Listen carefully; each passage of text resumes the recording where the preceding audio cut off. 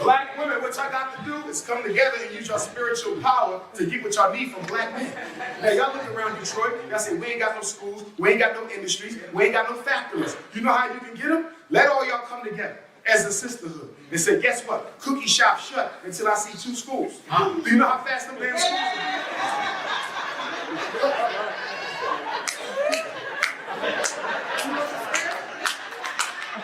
You got to use your cookie power. I'm serious about that. If you say no cookie till the school is built, we won't eat, sleep, drink, or nothing. Brother Umar, you gonna take it out? Hell no. I'm serious. You got to use your cookie power. You keep giving out rewards before the work is done. And that's why a lot of black women are miserable and nasty as hell, because you fail to realize that in order to give yourself some balance, you got to shut down the damn oven and stop baking cookies every once in a while. Women without strong emotional bonds with their father are more likely to mistake lust for love, especially when the sex is good. He hit that spot, booyah, I love you. No, you don't. You in lust, but you don't know what love is. Y'all know what I'm talking about. Y'all know what I'm talking about. Okay? That lightning strike, boom! I love you, boo. Because if I'm in love with you, I know you. I know you ain't going no damn where. This lightning rod, you ain't leaving me. You could think, but then y'all get intimate, now you can't think no more. Be honest with yourself, black woman. Yesterday you knew you should have left him alone. But last night, y'all crossed that line. And he hit you with a lightning bolt. Boom!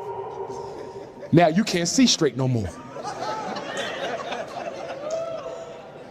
And then your girlfriends are like, what you think? When you gonna call it off? When you gonna let him know you don't want to be bothered? Well, I've been thinking, everybody deserves a second chance. Boom! He hit that spot, booyah, I love you. No, you don't. That lightning strike, boom! I love you, boo. This lightning rod, you ain't leaving me. And he hit you with a lightning bolt. Boom! Boom! Booyah! Boom! Booyah! Boom! Boom! Booyah! Boom! Boom! Boom! Booyah! Booyah! Booyah!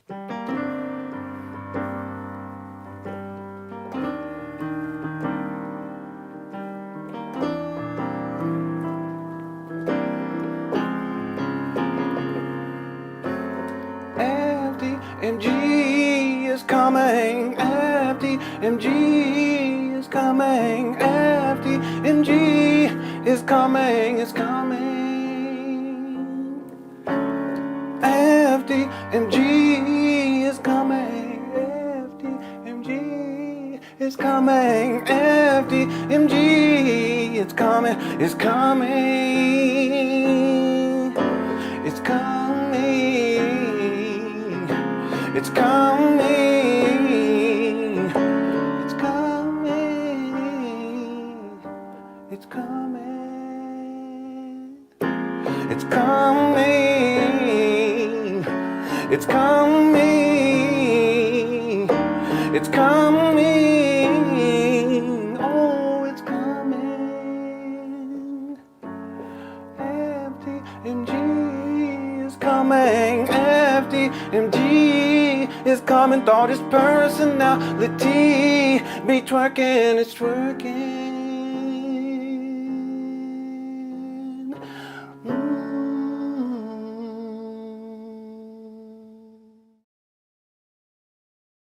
Jamboree, I appreciate you. We're gonna get right on into it. I'm gonna try to do this in 2 hours. I'm gonna try to get this in 2 hours. We're gonna see. Hey, Big Mix, thanks for tuning on to Sean's Anybody One Shot Gaming. Now, this is her favorite. Why is it? Because he's yelling? The tiger table. Okay. I don't know. I don't know what he do. He do something. Isn't that what's his name's son? Anyway, what's up, Eric? Eric from Tech Support. Thank you so much for tuning in. One Shot Game again. And Francisca, everybody else, thank you so much for tuning on in. Yeah, this series has been wild. And we got other stuff to get caught up on too. What's up, TJ? Alikia? We got a lot to get caught up on too, because Umar, he did do an interview. We won't watch the whole thing, but we'll watch it's a brief segment where he actually brings up FDMG. I kind of played a little bit of it earlier this week. And then he was also on Father David's radio show, but he only mentions FDMG for like maybe 2 minutes or less. So we'll probably combine those two as a show. That may not happen until Thursday, okay? But we will be live streaming tomorrow as well, because we got to get through this the beef between Umar and Tariq Nasheed. So if you haven't watched the rest of the segments in this particular series, I'll just give a quick overview, and then we'll get into the next video in the series. We also earlier this week we covered, or over this weekend, we covered the Umar Johnson SETI beef, and that one was wild. Okay, I think that's the worst of all. Okay, so just to be clear, what Umar Johnson and Tariq, I won't pull up all pictures and images and all that stuff. I'll just give you a quick rundown. They were affiliated with each other when Tariq was creating the first Hidden Colors. Umar was on the first Hidden Colors, and that came out in 2011. So it's likely that he recorded Umar in late 2010. It could be early 2011, but I would think that it's sometime in 2010. He's in the first Hidden Colors. He's in the second Hidden Colors. And according to Umar, he's in the third Hidden Colors too. But Umar started taking shots at Tariq Nasheed. And at first, and I have all this archive in my notes for the documentary. I've already put some of that inside of the documentary, but he starts taking shots at Tariq Nasheed.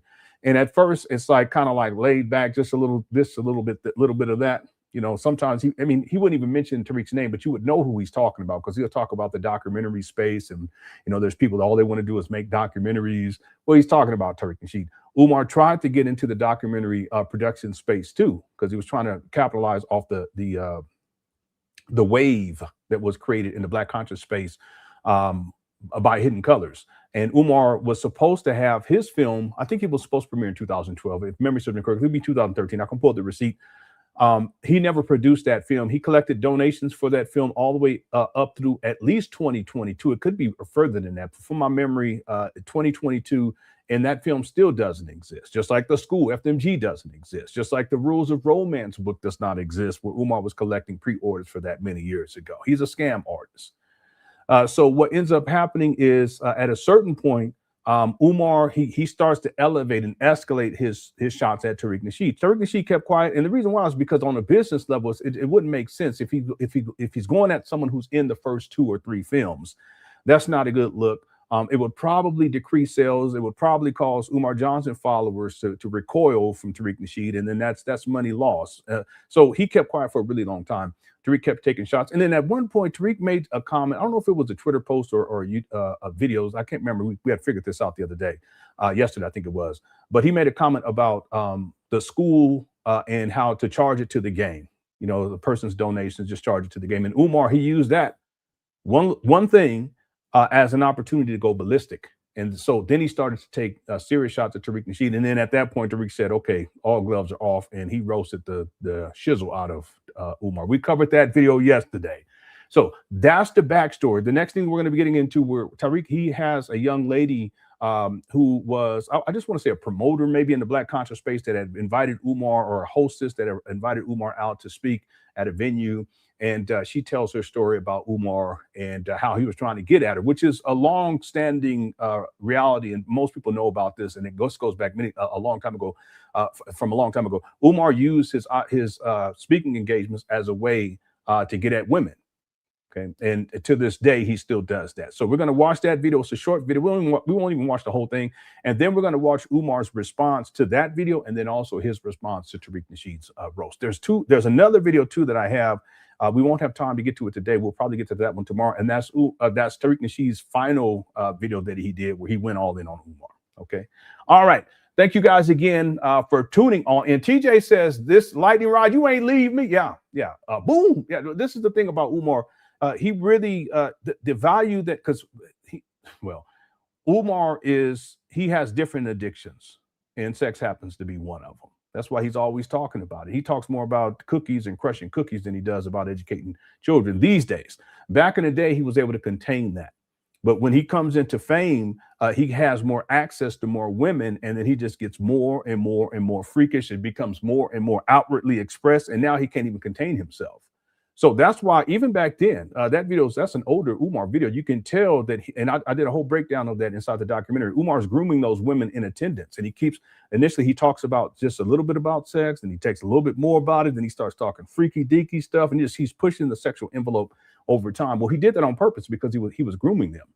Okay, so even back then, it was present in Umar. It's just these days he doesn't have the ability to he doesn't have this regulation, self-control, and regulation to be able to maintain himself, and then not allow all of that freakiness to come out. So it's relevant too, because if this is someone that people think is some sort of a black leader that they've sent millions of dollars to this guy, and for a school that doesn't exist, and the idea of the school is that he's going to be in control of he's going to be teaching, he's going to be guiding, he's going to be mentoring, he's going to be in control of other people's kids while they're in this school. Yeah, but he's a sexual deviant. Why would people even think that somehow a school would be, he has any business being in a school?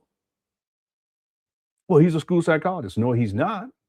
He hasn't been a school psychologist since 2010-11, but he's still telling people that he is in 2026. He's a liar. He's a scam artist. So that's why Umar, he puts a lot of emphasis on sexuality because he's hypersexual. That's the word. He's hypersexual. And so his sense of self-worth is actually tied to his hypersexuality. So he's talking about his lightning rod. Okay. Shango, right? Shango stick. That's what he calls it. And that if he has, if he gets the woman and he runs through him, they ain't gonna want to leave him because he's just that great. That gets into the self-aggrandizement, the narcissism, but that really feeds his ego and it gives him a sense of self-worth and self-esteem. It's truly remarkable, but it's also fascinating that people believe that this guy is somehow some great black leader. No, this guy has no morals, no ethics. He's a sexual deviant. I'll leave it right there. Thanks, TJ. 225 says Umar Johnson has seen more boxers drop than Mike Tyson. Okay. All right. Okay. Chef Power says, thanks for doing the Tariq vids. Been waiting on these. Hope you had a good July 4th. Please do the Walrus puppet vid. No, I'm not going to do that. I have it, though. I do have it. And I just want people to know that I'm not going to be playing it. I do have them though. I have two of them because there was one. I think the puppet was. I'm trying to look right here. I don't see it in here. It might be in my other folder. But the puppet was at a park. I'm not. I was going to actually pull it up just to look myself, but I'm not going to do that. No. Okay. So anyway, he did at least 2 puppet videos. All right. Thank you, Shed Power, for the super chat. And yeah, we had a wonderful 4th of July marathon. We live streamed on Saturday, Sunday. We did 2 marathons back to back, and then we did yesterday. We did today. We're going to do tomorrow. We'll do Thursday because we're back to our regularly scheduled programming. Okay, thank you, Shed Power, for the super chat. I appreciate it. Enterprise says the conscious community are frauds for allowing him to operate. I think that's what you're saying. Yeah, they co-signed him. Especially the Black conscious, and it's not just on online, because all of the different Black conscious organizations that had Umar come out to speak from back in the day, they're complicit.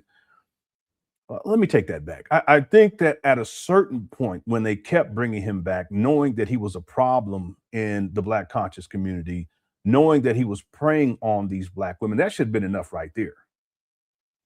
That should have been enough. Just the fact that he uses these speaking engagements as an opportunity to get at women, that should have been enough for him to be shut down long time ago. I think what happens is people, they look the other way. Just like how these podcasters these days, they know a lot of them. I would say most of them, they know Umar, he's a fraud.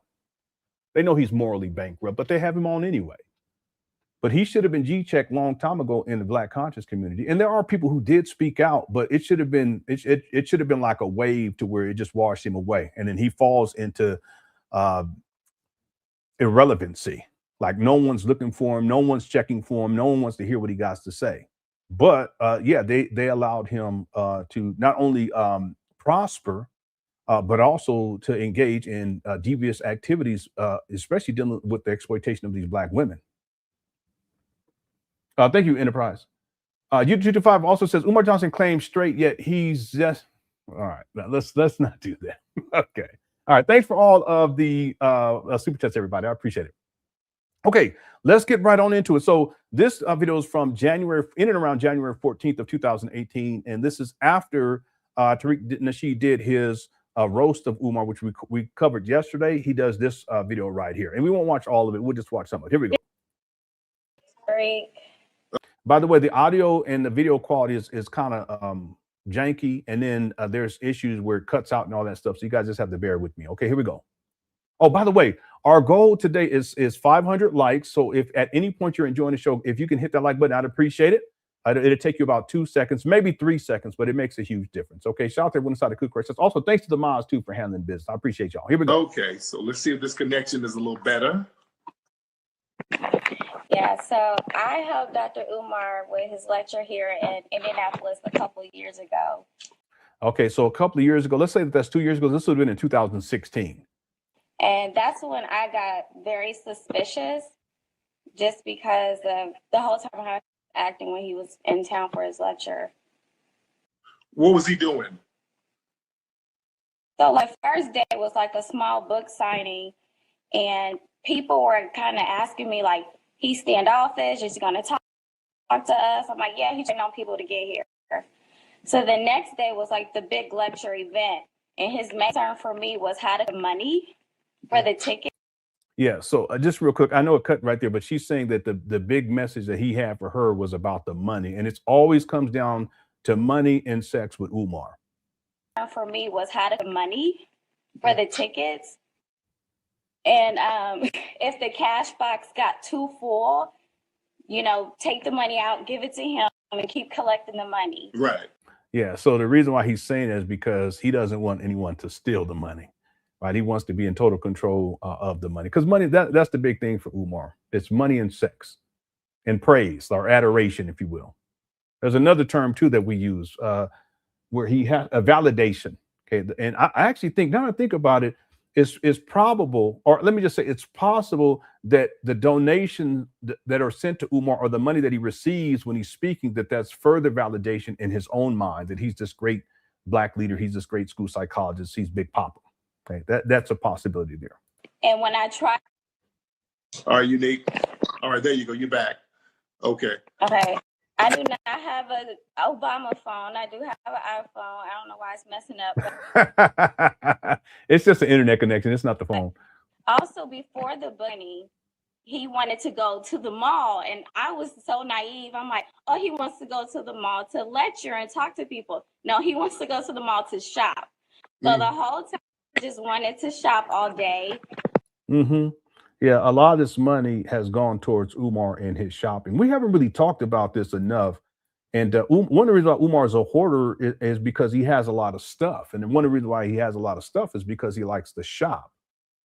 That's why you rarely see Umar in the same dashikis. You rarely see him in the same kufis. You rarely see him when he's wearing like the fitted caps. You rarely see him in the same clothes. You will see him in those jeans a lot. The ones from 2014 that he shouldn't have never wore. Them poor jeans. I think Moses wore them jeans back in the day. But outside of that, Umar, and I've noticed this in my research, you don't see him that often in the same clothes. Now, when I do live streams, y'all already know what my wardrobe is. Y'all clown me about it. Like this one, y'all be saying that I'm like, I know karate or kung fu or something. Is it funny? Yeah, it's funny, but but still, yeah, you guys clown. But with Umar, if you guys go and look, you rarely see him wearing the same clothes. That's because a lot of the FDMG donation money has gone towards Umar's clothes. Let me tell you another thing. I think that Umar, because he don't wash. He don't bathe himself properly. He don't do that kind of stuff. And he don't wash. I guarantee it. He don't wash or his clothes properly either. And so what he does, instead of washing them when they get funky, is he puts them in trash bags. And then he goes buys new. And he keeps buying them over and over. That's why he's a hoarder. He got stuff all over the place. When he showed the gym with the so-called vandalism last year, you guys saw all those bags, that was clothes that he put in the gym. That's what I think. I think he just throws them and piles them up, and he go buy, and he keeps buying them over and over again. A lot of that donation money has gone towards Umar Johnson in his shopping for clothes. Let's keep going. And a couple people recognized him, and he acknowledged them. But if somebody else came up, he kind of brushed them off and just completely ignored. Yeah, someone has said that there's people who've commented that Umar didn't smell. Well, let me explain something. When Umar's in a certain situation, he will bathe. Okay, if he's going to be on the, you guys look at this. When he's on the breakfast, when he would go on a breakfast club, he's dressed nice. Most of the time his hair is dressed nice, especially in the earlier times, and he looks presentable. He'll bathe, he'll clean himself up, because it's all about the optics of it. It's the stage show. But look at Umar when he live streams. He's funky. I'm talking about in your mama closet. He's funky. If he has a speaking engagement, he'll get himself cleaned up because he wants to present that way. He wants to present as if he has it together, but that also increases the likelihood that he can crush some cookies. Look at this. Look at this. Now, want me to give you an example? I'm just going to randomly go, give me a year. Someone in the chat room, give me a year. That way I don't want people to think, oh, no, you're setting this up. Someone give me a year. The first one who put a year in, I'm going to go for that year. Okay, in the year from 2010 to 2025, let's say 2010. Okay, thank you, Sweet D. We're going to go with 2022. All right, I'm going to pull up 2022. And I'm going to pick a video from 2022, the first video that I see of Umar inside of Mama Closet. Here we go. Look. This is the first video I saw. Does Umar look like he's bathed? Does it look like he's clean? Does it look like he's not funky? No, I shouldn't say it that way. I mean, he's in here sweating. Look at it. See, look. He in that funky chair in here sweating. Let me play a little. Take a group with me to London, England, for a 5-day, 5-night tour of London, England. A 5-day, 5-night freak off in London. Shout out to London, everybody in the UK.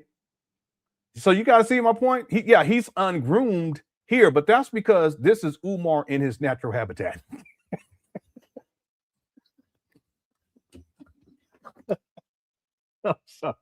I'm sorry. I shouldn't do that.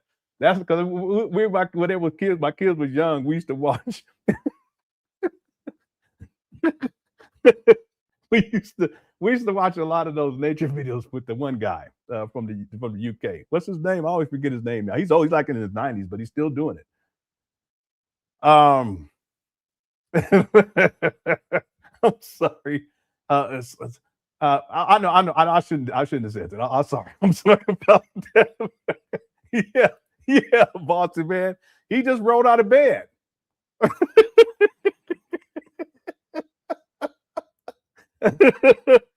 DJ said, "Come on, Lenon. We don't know that he's funky." I know we can't smell that through the screen. I'm just saying he looked funky. That's all I'm saying. The main point I'm making, TJ, because you do have a point. Okay. Yeah, David Attenborough. Shout out to David Attenborough. We used to watch all those. I used to fall asleep at a certain point, though, when my children got older. But anyway, so the point I want to make, TJ, and your point is well taken. The point I want to make is that he's unkept. Okay, and it's likely that he's funky too, even though we can't tell because we can't. And thank goodness we can't smell it. Okay, he got that funky chair in there. I'm gonna say this, TJ. He's sitting in that funky chair. You know that chair stink. Come on now, TJ. Come on now, bro.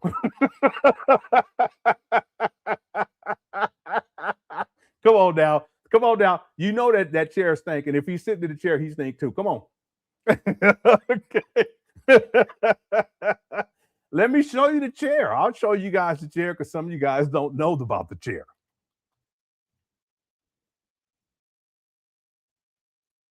Here you go.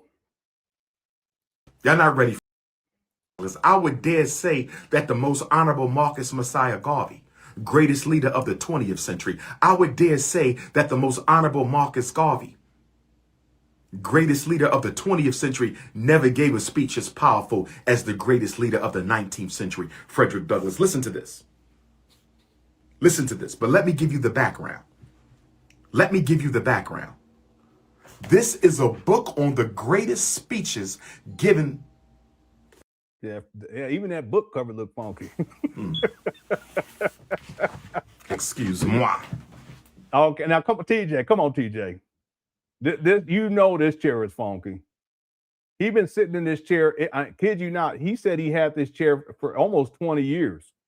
Let me skip to where he come back and people start clowning him in his chat room about this funky chair. Here we go. See, he's a hoarder. Brothers and sisters, the work never ends. I'm not getting rid of my chair. I love this chair. This chair has been with me for almost 20 years. Damn. And he still got this chair. He still got it. This video got to be at least, what, 3 or 4 years old? He still got this chair. This chair is about 25 years old. And Umar been sitting in it for 20. You know that chair is funky. It's got to be funky. So I'm going to say this, TJ. I understand your point. However,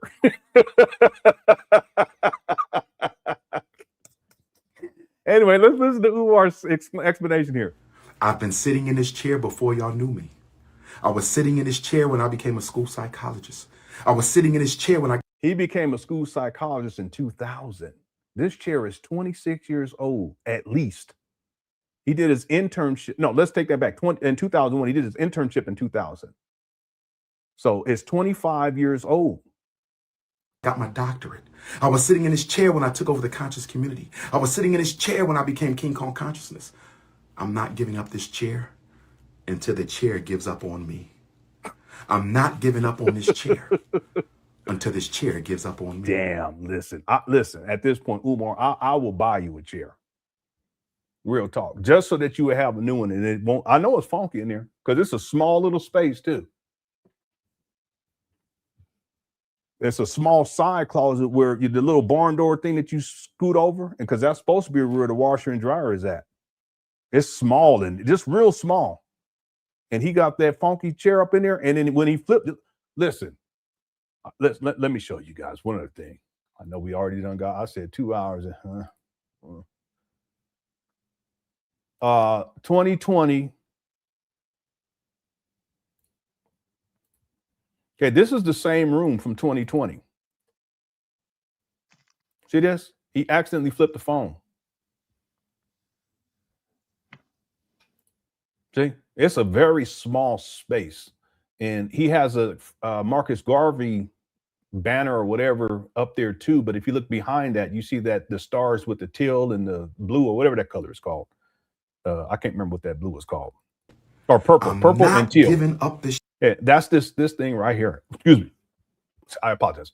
That's this little thing right here. He hanging up here. See, it's the same spot. See the side curtain over there? This is the mama house. Little side curtain. See this pink? Yeah. Anyway, he got a sack of potatoes in there. You know it stink up in there. Walls all dirty. Anyway, so I showed you 2022. Now what I'm going to do is the first video I see of Umar speaking someplace in 2022. I'm going to pull that up and let's look at the difference. Go to the 2022 folder. All right, I'm just going to find a video or I mean, really, we could just do a video where Umar's out. But let me see if I can find one where he's speaking somewhere. Yeah, I have a lot of him walking outside. Yeah, I don't see anything where he's actually speaking. He's in the school. Okay, well, this is before he was speaking, but that would kind of be biased because he's in a suit. I'm trying to see one where he's on stage. What is this? Yeah, I don't remember this. Hold on one second. What is this? He suggested and requested I could mess with these peons. And he reassured and to be leaned on for each. You too deserve privacy.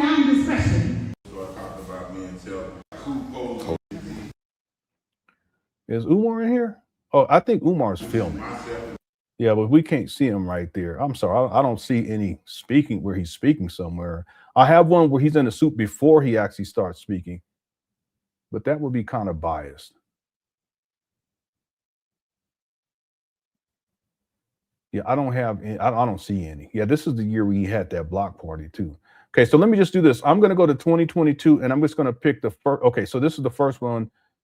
This is when he was out. Peace and Pan Africanism, Black family. Yeah, so this is the first one I have in that folder where he's not inside his mama closet. But you see the difference? Okay, he has on a tie. It looks like he has a suit and tie on. Okay, he's fairly groomed. He's not looking all musty and dusty, right? So that's why I just want to be clear about that.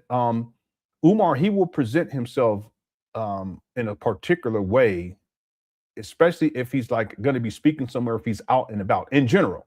But when he's at home or at his mama's house, he don't care. He'll roll out of bed and do a live stream. Look. Excuse-moi. Boy, that chair is, boy, ain't no way. There ain't no way. Anyway. Okay, I don't know how we got, we got blowed off because TJ, we were talking to TJ. Thank you. James says, the young lady said she had to tell Umar to bathe before they had, I didn't know that. I didn't hear that. I did not hear that. Yeah, I didn't follow that because, you know, some stuff I said, you know what? So if you guys don't know, there was a young lady, that was this year, right, James? Was that this year? Yeah, that was this year, who came forward and alleged that she was intimate with Umar and that he paid her to take care of his mama. We've heard that story before, right? But this time, this young lady, I think she was 20, I want to say 23 when they were intimate. That's what she alleged.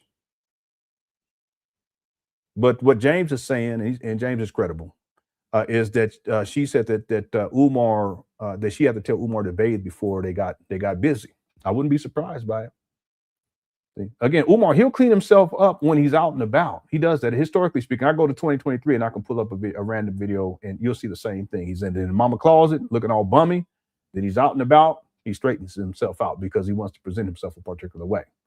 But I'm telling you, in my opinion, based upon my research with Umar, he's the type, he won't bathe for 2 or 3 days if he ain't got nowhere to go.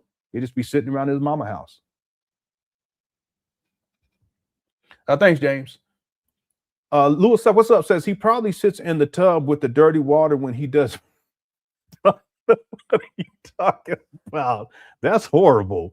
He probably sits in the tub with the dirty water when he does bathe. His mama probably put a half can of Comet and a cap of bleach in his bath water. Got a power wash. I think he's saying, got a power was the ring. I think he's saying he had the power wash the ring around that tub. Yeah. Umar, he's just not into that. He's not into cleanliness. Like I said, he'll clean himself up. He'll even dress in a suit and tie if he has to present as a professional. He will do that. But under normal circumstances, if he's going to be at his mama house for a week and he ain't got nowhere to go, he'll just sit around and he'll literally live stream. He'll roll out of bed and then live stream. We've done so many live streams on this where he's live streaming in his mama closet and we've said it. He looks like he just rolled out of bed. Well, that's because he did. He didn't bathe. He didn't brush his teeth, nothing. He just gets up and he live streams because he needs money to get his day started. Thanks, Louis. Like Enterprise says, looking like he smelled like four hell nots and three dams. Okay. Yeah. Thank you, Enterprise. YouTube Device says, I need a pack of concentrated Umar Johnson scratch and sniffs.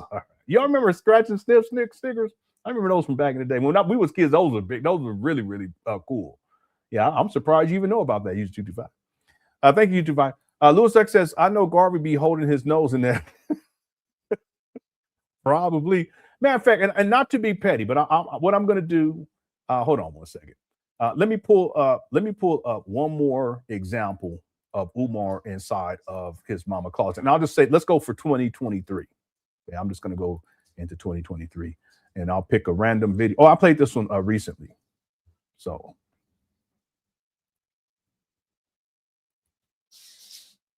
If you misbehave at the FDMG grand opening, you will be sent to the principal's office and you will be given 3 swats with the paddle. 3 strokes. 3 strokes with the paddle. Do not misbehave, ladies, because I don't want you to have to come to the principal's office. I don't want to have to paddle none of my queens for misbehaving. Hey. FDMG Academy grand opening. Okay. He doesn't look too bad in this one, but I just want to say this, that another thing you'll notice is that if he's live streaming inside his mama closet, we'll often see him wearing kufis and stuff. One time, I mean, I have videos of him live streaming in mama closet where he has on a do-rag. And that's because he's not out and about, and he knows that his edge up is messed up. He knows that his hair is unkept, and so he'll cover it up. This is something that you can look out for with Umar. But in general, when he goes out, he'll get himself cleaned up a bit, right? He'll dye his hair. You know, he'll put on something that looks decent. You know, he'll bathe because he wants to present himself in a particular way. But normally when he's at home, you know, he don't really care. Or he's at a mama house. Look, this is sloppiness. Black parent television. Mississippi water crisis. Jackson, Mississippi, free to water, free to land. 429 medication money. And with the hospital, you're dealing with healthcare money. So technically, he can get speech therapy through the hospital, through the pediatrician, as well as through the school district. So you don't want to let your right hand know what your left hand is doing. And I would also get him into some type of a preschool, daycare. Make sure he gets the opportunity to socialize with other children, because what we don't want is we don't want him to appear to start looking autistic because he has delayed social skills when we've never really given him an opportunity. We often see this too when he goes up there to these trap battles. Sometimes he just go up there just to beg for money. He ain't got nowhere else to go. So he'll show up like he just woke up out of bed, just got out of bed. Fluids is running. Her temperature is high. She's nice and tight and clean. So you can use a condom on a sister in excellent vaginal health, and it won't be much different.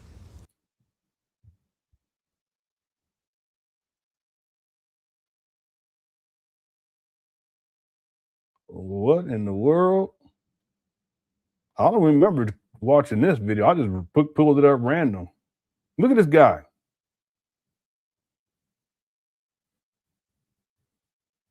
Have we ever watched this video? I don't think. Yeah.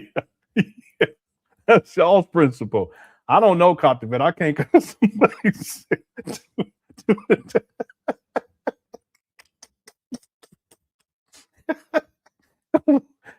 Tune day. I don't know, D. Will. I just randomly pulled this up. I don't know what's going on. Yeah, he said nice and tight and clean. What in the world? What in the world? As opposed to bad, loose, and dirty? What in the world are you talking about? I got little princess. I don't remember this one either. We might have skipped over this one. This is from 2023. Maybe I was on one of my breaks. I don't know. Nita Boo's like, hey, I gotta go meditate. I gotta go take some time. All right, I don't know. I have no idea what he's talking about. I randomly clicked on this one. Let me just see something. Sexually transmitted diseases. Oh, here you go. Here he go. Not to mention the sexually transmitted diseases. You sleeping with multiple women, that means you carrying that package back and forth, brother. Yeah, this is Umar projecting. You sleeping with multiple black women, that means you carrying those packages back and forth. You carrying that gonorrhea back and forth. Oh, you carrying those genital warts back and forth. Yeah, we may have. I don't remember. It's goodness. You carrying that chlamydia back and forth. You carrying those crabs and scabies back and forth. What? You carrying those genital herpes back and forth. You carrying that AIDS and that syphilis. Oh my goodness. What is he talking about? Wow. This y'all's principle. Back and forth. Use a condom, black man. What's wrong with using a condom? What's wrong with using a condom? Yeah, see, he's unkept here. See, in this situation, he ain't got nowhere to go. So he'll live stream. Look at him. Face all sunken in. He just comes up here because he's gonna beg for money so he can get to that plug. That's all this was. This was going on for such a long time with this guy. What's wrong with using a condom? You know what the young brothers say? The young brothers say, Dr. Umar, condoms don't feel as good. That's what the young brothers say. Condoms don't feel. Well, it's not just the young brothers now. Come on, let's be real about it, okay? Come on. You know, God made it a certain way. That's on purpose. Here we go. As good. That's what the young brothers say. Young brothers say condoms don't feel as good. You absolutely right, young buck. I thought Umar was gonna be like, the young people are, they don't know what they're talking about. No, Umar, he's being honest. Boy, he looks smoked out. Look at him. All sad. You absolutely right. Unless the woman is in superb vaginal health.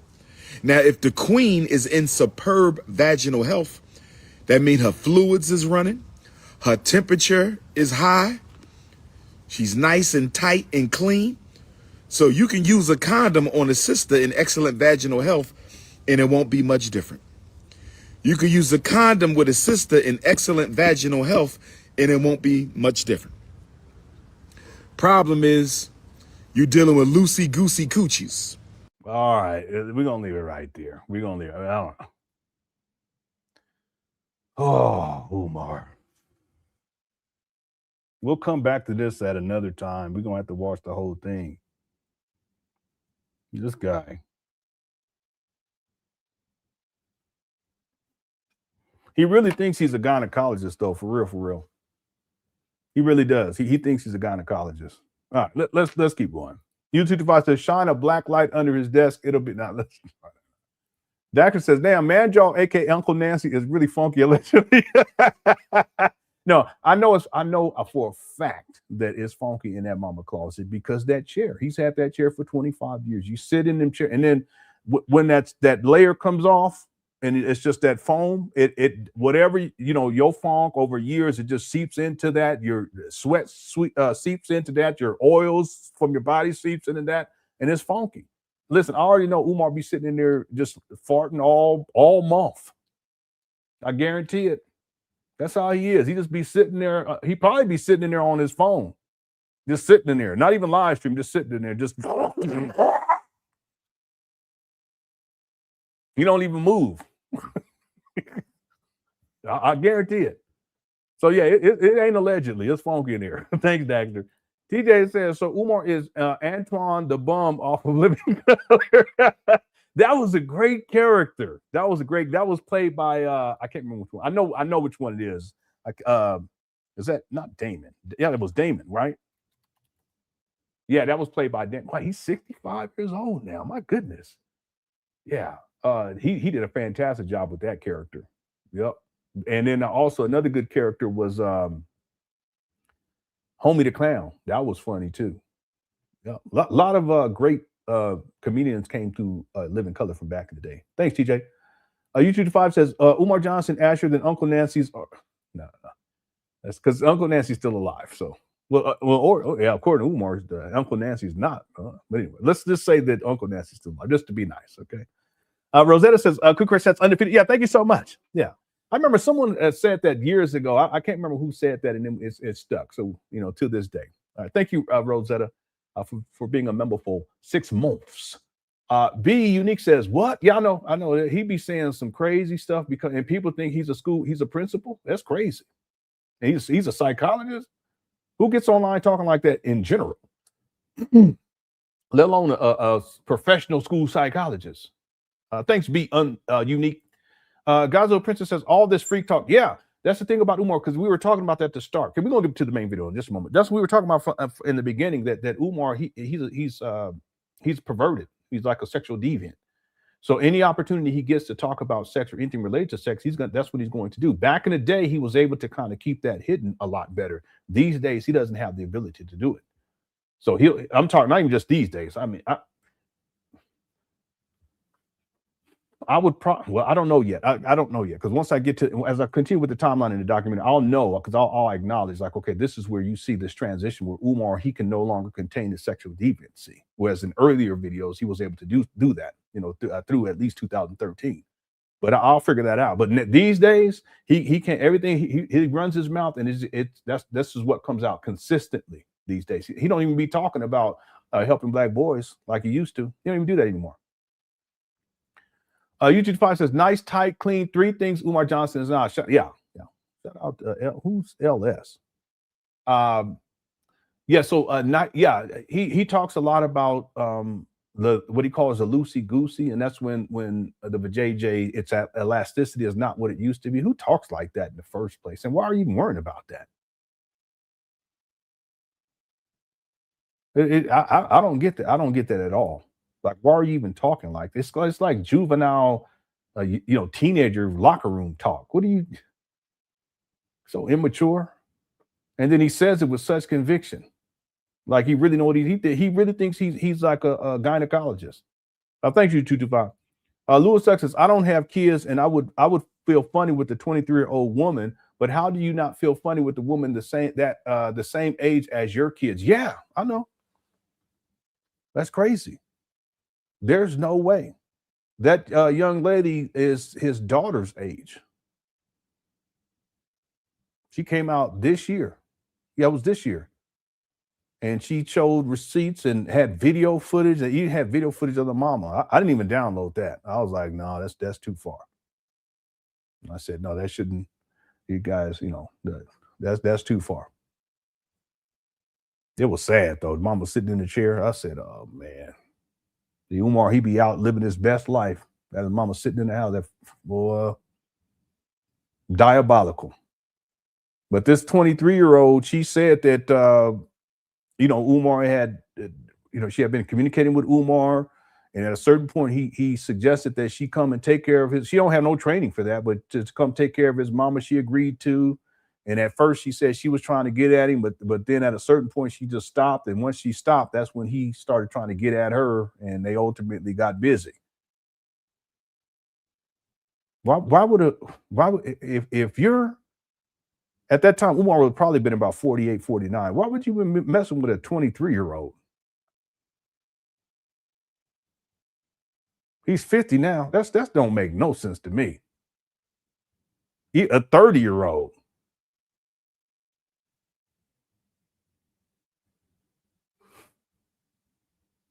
40, maybe, but 23, that boy, Umar, he ain't got no shame.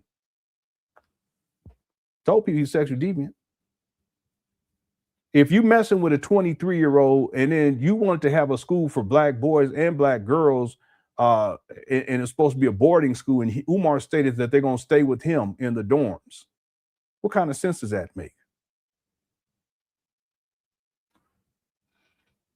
Anyway, thanks, Louis Luck. It's crazy. Rosetta gifted 5 membership. Thank you so much, Rosetta. Very kind of you. Yeah, let me tell you guys, Cook Word Chat, you guys are awesome and so supportive too. I appreciate it. Make sure whoever received those memberships, make sure you thank Rosetta. Okay, yeah, very kind, very gracious. A few more, then we're gonna get to the main video. Goddess Noah says Umar can talk in great detail about women's hygiene, but can't bathe himself properly. Yeah, they said he smells like a dill pickle. Who said that? Guys, no, I didn't hear nobody say that, so don't do that.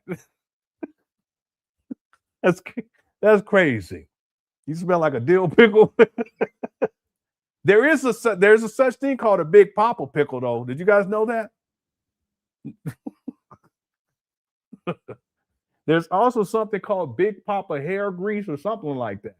Yeah. Okay. Anyway, I don't believe that. Guys, I don't think that anyone said that. Okay. Is it true? Probably. Okay. Thanks, Goddess Noel.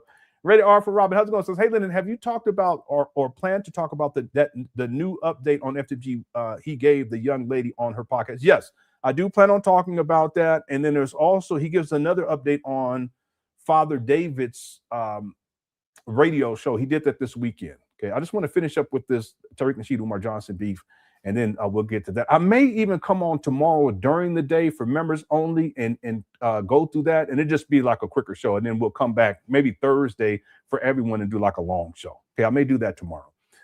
Thank you, Rated R for Robin. Umar, he's the narrative, it's a lie, but the narrative that he spun about the inspector sabotaging him, it's grown. Okay? And he keeps building on it over time. See, now he's saying that initially he passed the inspections, but they want him to do the inspections again. Okay, if Umar actually passed inspections, why didn't he show the paperwork? I haven't seen any paperwork online. Now, if there is paperwork online that shows that Umar passed any inspections, and anyone has that, please send me a link. Okay, I'll Cash App you or PayPal you $100. Okay, I haven't seen it, haven't found it. But the thing is that if that actually took place, wouldn't he have shown that, or at least wouldn't he have bragged about it extensively? And he would have been like, yeah, you haters, what you gonna say now? You know, Quick Fresh Chat, what you gonna say now? Lenon, what you gonna say now? You know, we passed inspection, you know, we blah, blah, blah. He didn't do that. So, but his story has evolved. He's added things to it. But that's what happens as these lies evolve. There's more and more specificity. And I'm going to tell you something that I realized about Umar for the first time. When Umar initially tells lies, he doesn't have much confidence in those lies. And there's not much specificity. The lies don't make any sense. But he tells them, and you can tell, I can tell. He doesn't feel as if it's true. There's a part of him that says, listen, I know I'm lying. So he tells the lies, and there's not much confidence. There's no confidence associated with it. But what happens over time is as he continues to retell the lie, there's more and more elements added. There's more and more specificity. And the more and more elements and more specificity that takes place over time, the more confident he becomes with that lie, to the point where he starts to believe it. He believes it at this point. That's crazy. It's crazy. It's the first time I recognize this with Umar. And I'm sure that if I had seen this pattern of behavior in Umar before, going way back, I would be able to see how that would happen with other lies that he's told. But in this case, I see it clearly. Okay. So yeah, we'll get into this. It'll probably be on Thursday, but I'm gonna see if I have time tomorrow. And I should have time tomorrow during the day. No, I do. I got a dental appointment tomorrow. If I have to, yeah. And I don't even, yeah, okay. I'm gonna try to read R for Robin, but for Thursday for sure we'll get to it. Okay. All right. Thank you, Read R for Robin. YouTube Defy says, imagine you're at gyno office and you hear "Good Garvey Day, family." Get on your Cash App, family. All right. Thank you. Okay, there's some ones from earlier today. TJ says, can you play the clip of the doll created by artists to look like Umar? He goes to visit a woman and some others, and there's a ton of dolls at them. Yeah, I have it already. I have it in the folder. Why don't I do that now since you're asking? Let me see here. I thought I put it in this folder. Oh wait, I'm in the wrong. I'm in the wrong folder. I'm still in 2023. Here it is, right here. Okay, so this was last year. I think he was down in I can't remember where it was. There's a scammer down there that he go down to, he went down there and they had these creepy dolls. Yeah, here we go, right here. Yep, this is from 2025, November 11th of 2025. Here's the first one right here. Oh, wait a minute. Oh, it won't let me pull it up right now. Hold on one second. I got to take some of these other ones off. Okay, here we go. Yeah, this was so creepy. Here we go. Peace, Africanism, peace and Pan Africanism. This is the Prince. We hanging out with the Nat Turner family, and I'm here with baby Ifa Tunde. Y'all said I had a secret son. Y'all said I had a secret son, and here's my secret son. Oh yes. Make sure you get your Dr. Umar doll. That's right. You can get it right here. Nat Turnerland. Check him out. He almost as tall as I am. This is baby Ifa Tunde. You got to go to FreedomCultureDollsMuseum.com. FreedomCultureDollsMuseum.com. You know what? Since I'm live, Sister Edge, talk to him. There you go, putting people on the spot. She wasn't ready for that. Look at this. Peace and love, soul family. I'm super excited to be here on 11/11 and all this ancestral energy. Here with my husband, here with Dr. Umar, here with our spiritual soul family at the grand opening of our Freedom Culture Dolls Museum. Yes, super Oh my God. hyped, super excited. So thankful to honor Dr. Umar with the reflection of him. Look at his shoes. He even got on the brown Nikes. The same blue jeans. His a little tighter than mine, though. I sag in the back. But you know. Oh my goodness. He's so socially awkward. How can they reach you, Sister Edge, if they want to dial? You can go to freedomculturedolls.com. FreedomCultureDolls.com. And you can get me, and you can get a doll made in reflection. You can get a doll made like you. You want your own doll. Yes. Ladies, if you want a Dr. Quit yelling. Let her talk, you big goofy. The Papa doll. Freedom. Culture. Home. Freedom Culture Dolls.com. No, museum. I got two of them. Okay, FreedomCultureDollsMuseum.com and FreedomCultureDolls.com. So make sure y'all get y'all that Dr. Umar doll. Y'all feels me?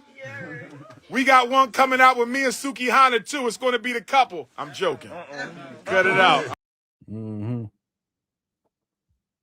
You're such a loser. She look at her face. She was like, oh. I'm joking. All right.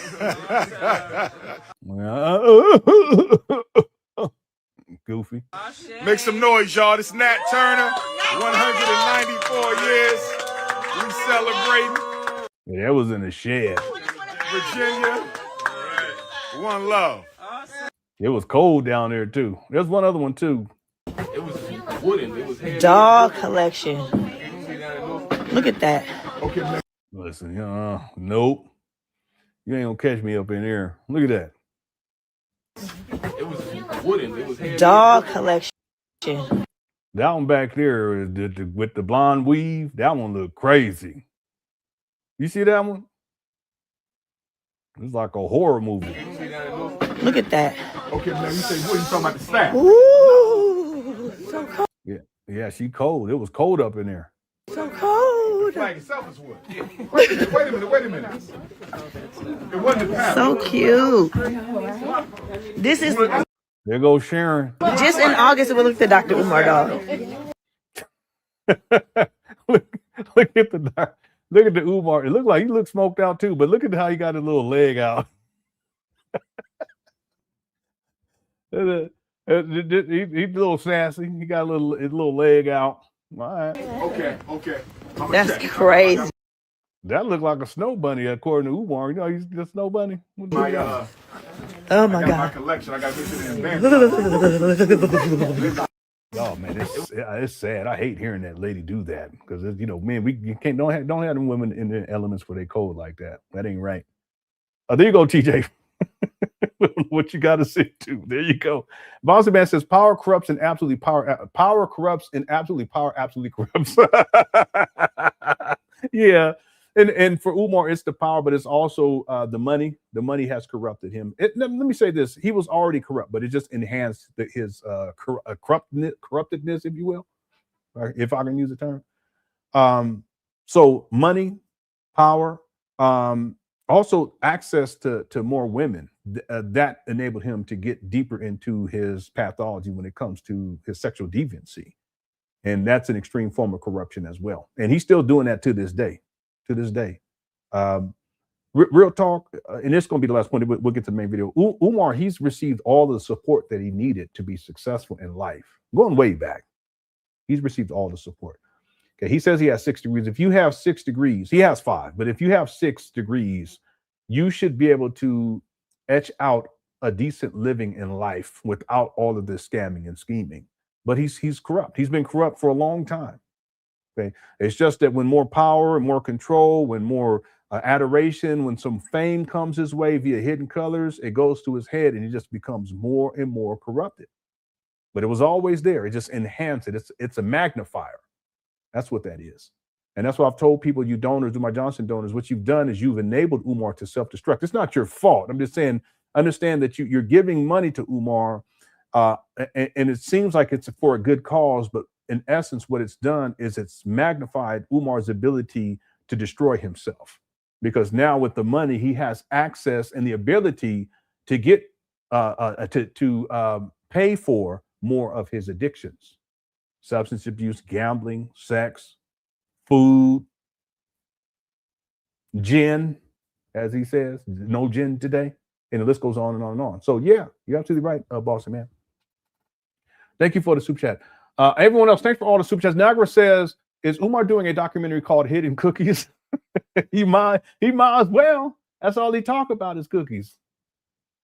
That's all this guy talks about these days. But like I said, back in the day, he wasn't doing that. I mean, he would kind of, but no, not like now. Now he's blatant with it. He'll go into these trap bandos and he'll be talking about paddling the women. Okay, that's all sex talk. It's freaky sex talk because he's into that sadism.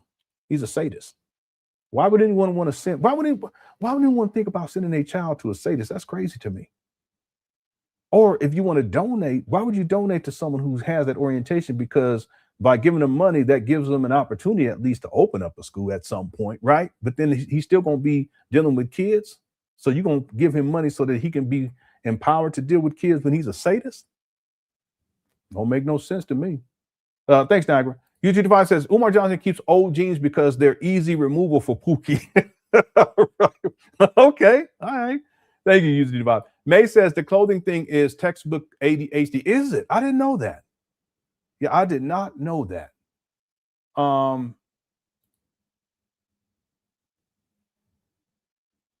Let me look something up. Is hoarding an aspect? Let me do this.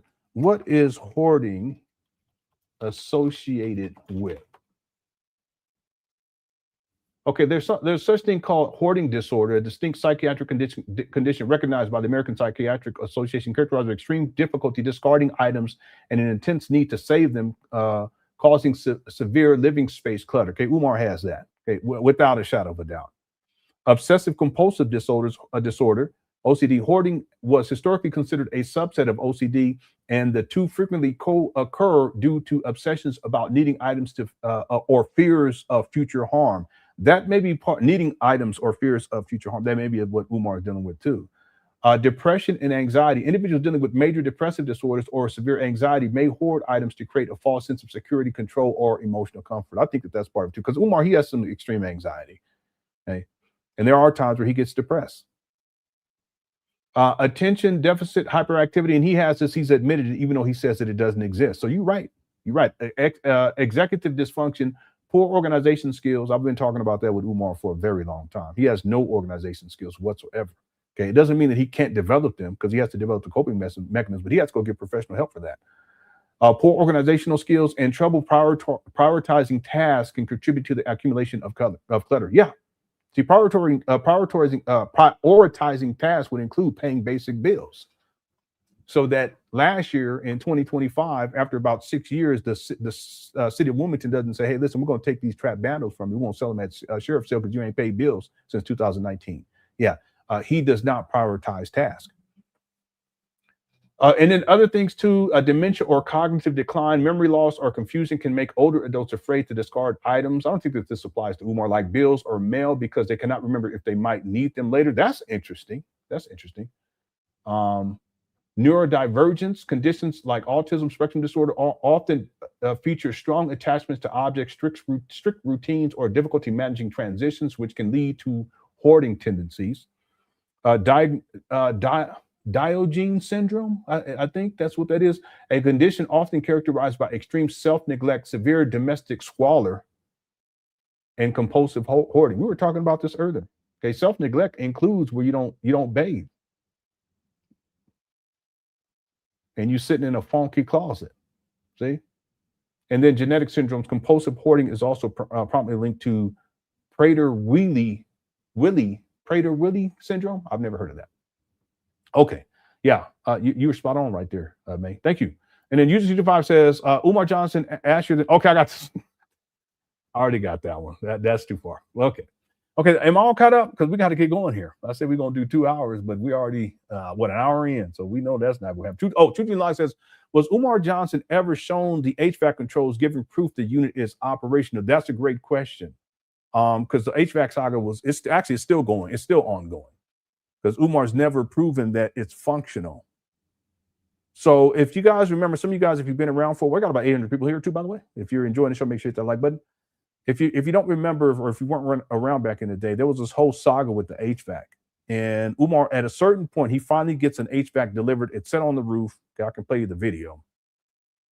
But it's never actually functional. It's like a prop piece. He wanted to have that up there for the block party because he wanted to show it off. That's how ridiculous. It's actually a waste of money because it's non-functional. Here we are in 2026, all these years later, and that's just wasted money he could have actually put towards, I don't know, mold remediation. So Umar starts coming up with all these different excuses as to why the HVAC isn't functional, even though it's already been set up on the roof. Just like he's making excuses as to why he can't get the certificate of occupancy. He does it with everything all along this Umar Johnson saga, which is a journey, according to Eastby. He comes up with excuses consistently. So in this case, the excuse at a certain point, it's like he was blaming the HVAC technicians. He was blaming his schedule and the people who had booked him because he said I was supposed to get this done, but then they booked me over here. And then he blamed God one time. I said, this guy's crazy.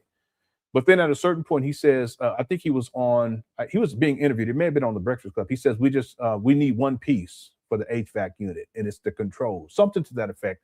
He may have said the controls in a different interview, but he says that he's waiting on the controls. And after that, he didn't mention anything else again.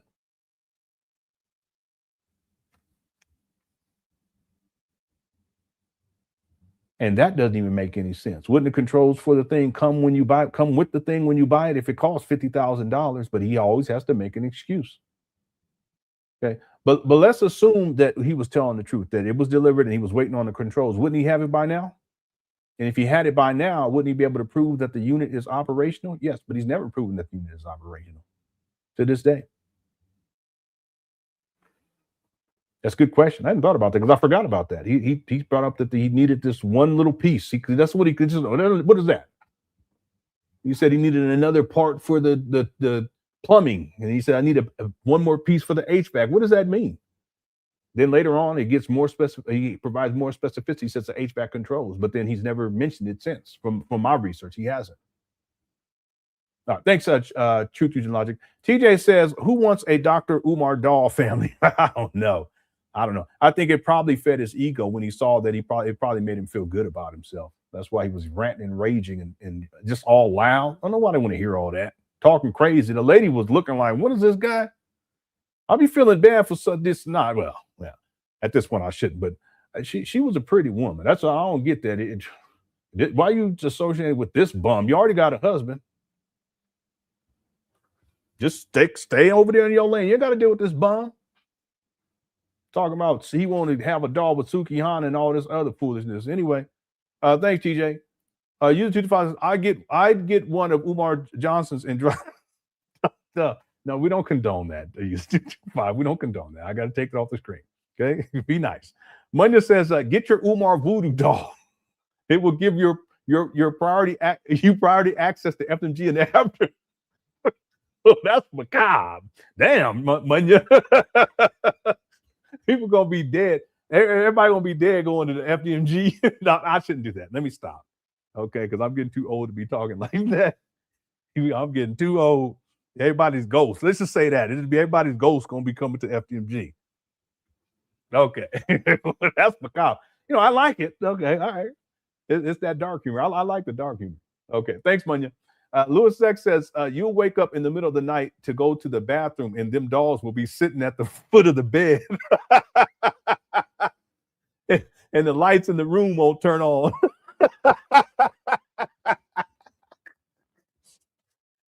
Yeah, they just be looking at you. I'm telling you, it does. It reminds me of like a horror movie. I wouldn't even be up in there. Real talk. Doll collection. Look at that. Okay, man, you say, what are you talking about the staff? Ooh, so cold. The flag itself is wood.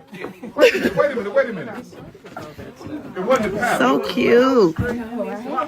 This is Sharon, quick, cut it out, Sharon. She's trying to act like it's interesting. Just in August, we looked at Dr. Umar, dog. Okay. That's What is that little thing on the table? What in the world? crazy. I got my, Oh my my God. collection. I got this in advance. Yeah, I wouldn't have these. That's horrible that they got these women up in here like this. And kids. Now, men, you want to get in there and freeze? Go on, do it. But don't have the women up in there too. Thank you, Louis Luck. Okay. YouTube says, when Umar Johnson squat and cough, Lenon.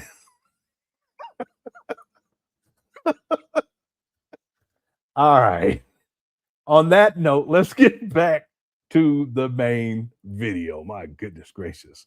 All right. Thanks for all the super chats, everybody. Okay. So let's get back to the main video like an hour later, but it's all good. Thanks to everyone for all of the super chats. I appreciate it. And I hope I didn't miss anyone. I'm going to go back through here to make sure I didn't miss any.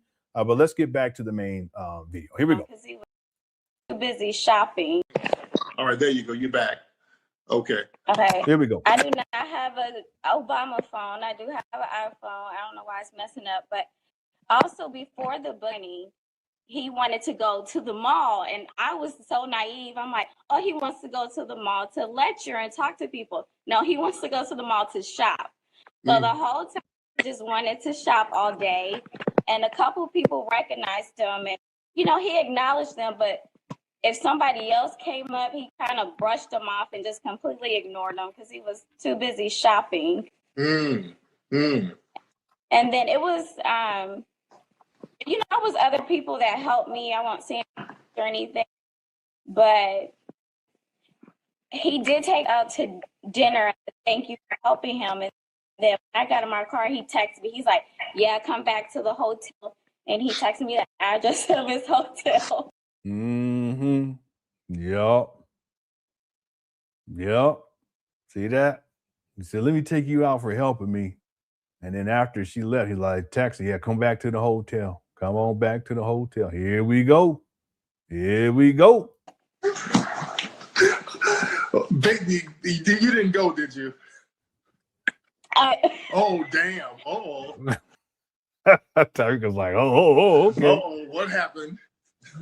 He tried to sleep with me the whole night. It got to a point where I was just tired of trying to get this dude to realize I'm not here to have sex with you because I asked him before I got there. He's like, oh man.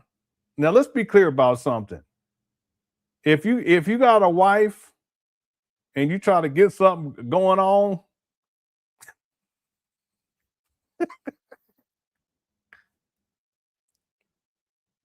that's different. Okay. This is in a hotel, Motel 6 with a random. Okay. Just want to be clear about that. it got to a point where I was just tired of trying to get this dude to realize I'm not here to have sex with you because I asked him before I got there. He's like, all my intentions are good, queen, or so. Yes. But yeah. He was like, yeah, my intentions are all good, queen. Yeah, I just want to come. What you gonna do? I don't get that. What do you, Umar, what you gonna go there for? Or what you want her to come there for? Huh? Cut it out, Umar. Boy, I'm telling you, he's predatory. He eventually got the point and left me alone, and that was it. Good, so good. So you didn't get none of the. No, thank God. You dodged the bullet, sister. I dodged a major bullet. Lord, yeah. What you saying? I hear it all the time. I hear this. Yeah. I've been getting a bunch of sisters saying exactly what you're saying. It's going around here using that queen sister, Mother Earth, and be trying to smash. Yeah. It was like, I was like, if I would have slept with him, he probably wouldn't have used a condom just because he's that nasty. I could see that about him. Oh yeah. That's funny. No, just met me yesterday. Damn. He met her the day before and he want to get in them skins. Like, that's crazy. Yeah. He wanted to crush them cookies. My he goodness. literally tried for hours. While he was just camping? Where I was like, Eve? Yeah, he said that he tried for hours. That's crazy. That's crazy. You know, I mean, I'll try for like maybe 5-10 minutes, but after that, I say, okay, it ain't. I'm going to bed then. Fine. I'll see you tomorrow. I ain't try again tomorrow. You know, I mean, you know how it goes. But for hours, that's crazy. He just kept trying after you kept saying no. He just kept. What's up, Brian? On trying. Yes. What's up, Empress? You back, baby? There you go. Yes. So there was another point to where after all this came out about him, like during the election, who he really was, she was like, you know, he's just a man. Like she can see that he's a fraud, but I don't know. Lecture. Maybe she had a. Wait. Yeah. Hello. There's some connection issues. Hey, Tariq, this is Empress.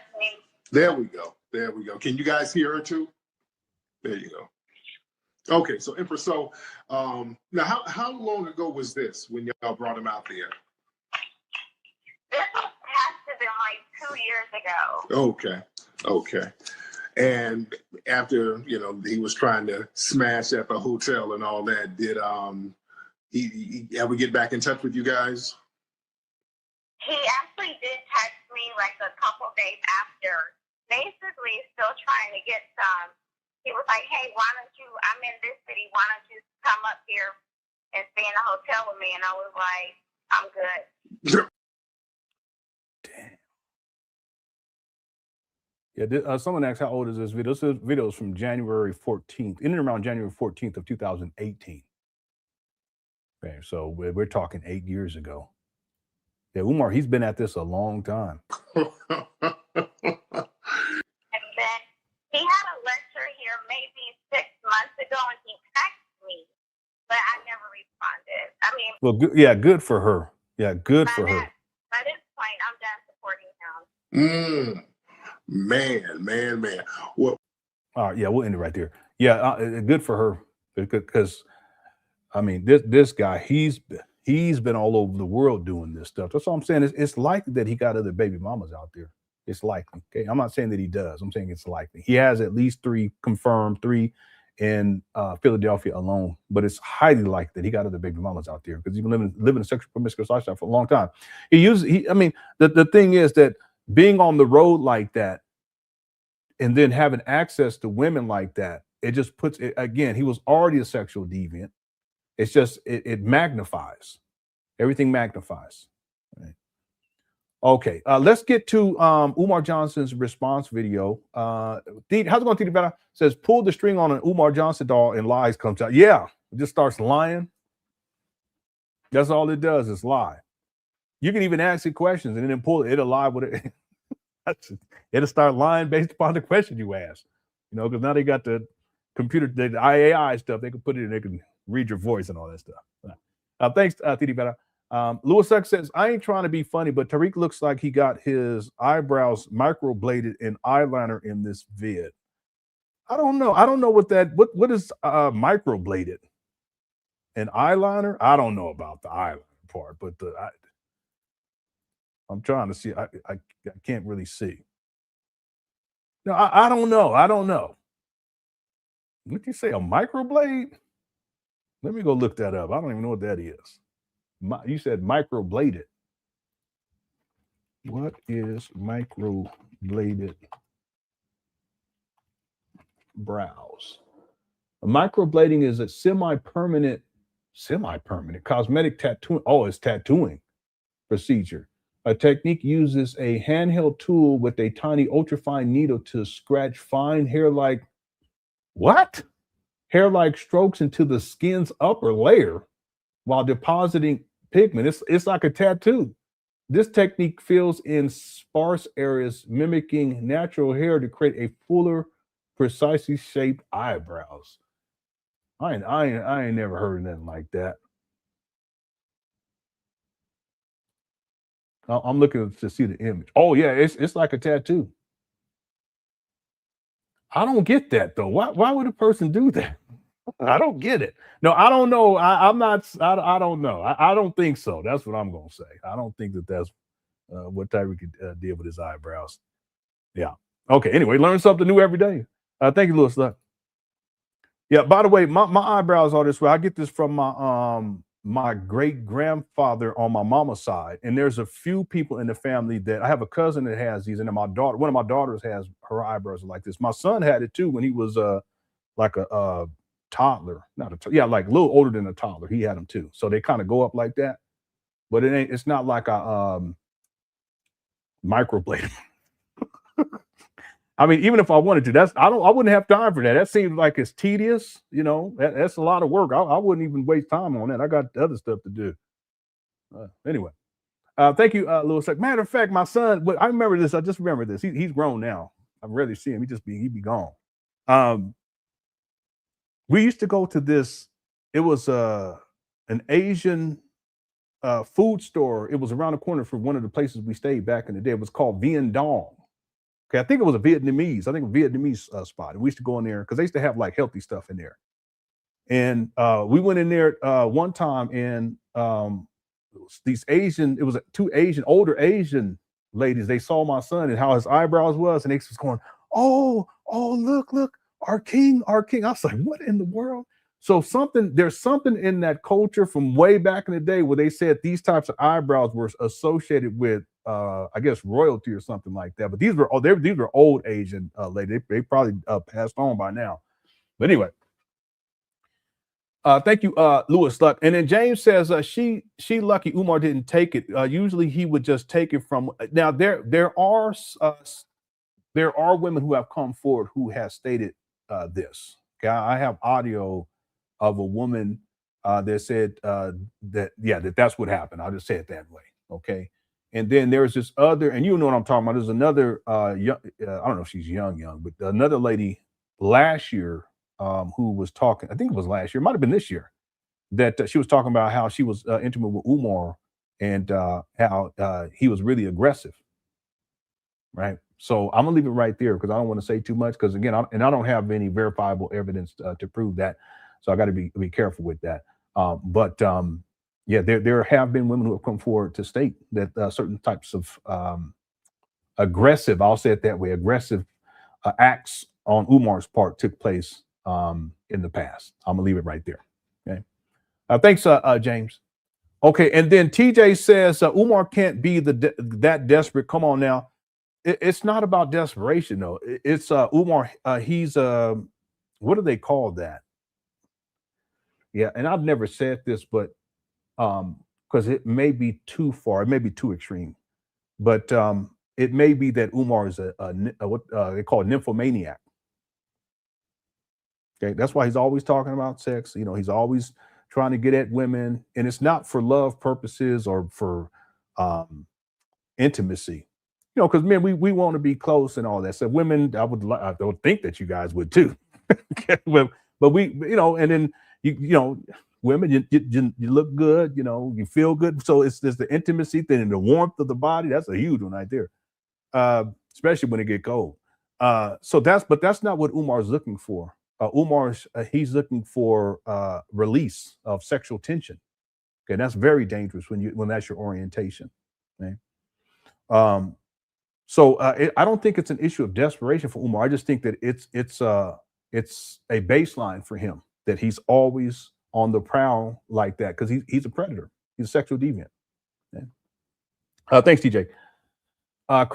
Black Mario says creepy old tuna. Yeah. I'm telling you, he's again. This video is from 2018. So, but still, he was probably around 40, 41 at that time. Still to be that age and be out there running out there like that in the streets, that's crazy to me. And he's still doing it now. He's 51. He's about to be 52 here in a couple of months, and he's still living like that. Okay. I actually think things have slowed down for Umar. That's why his schedule has really gone down too. I think a lot for Umar, and what's going to end up happening is that everything's going to hit the fan because he's been doing this for so long. You can't do this forever. And especially when you start reaching, if he's 50, 51, there's no way. Right? You're going to have to pay the price. Thanks, Black Mario. YouTube Divine says Motel 6 tough. He paid $225 to crack. All right, YouTube Divine. Rand Varnier says, no wonder he defended Bill Cosby so much. Yeah, and P. Diddy. And R. Kelly. Yeah, we were talking about that. He always defends these abusers. And abusers defend abusers. There's a friend of mine. She doesn't really come into the chat all that often anymore. I rarely see her, but she said that years ago. That because I was trying to figure out why is he doing it. She said, well, abusers defend abusers, and that's precisely the case. So no wonder he defended Bill Cosby. He defended P. Diddy. He defended R. Kelly and other people too. And then, like the saying goes, birds of a feather flock together. He can't get the school built for chasing women. Yeah. You guys think about it. If he spent the amount of time that he spent chasing women since 2014, and he put that time towards actually opening up a school, how much further would he be along with this project?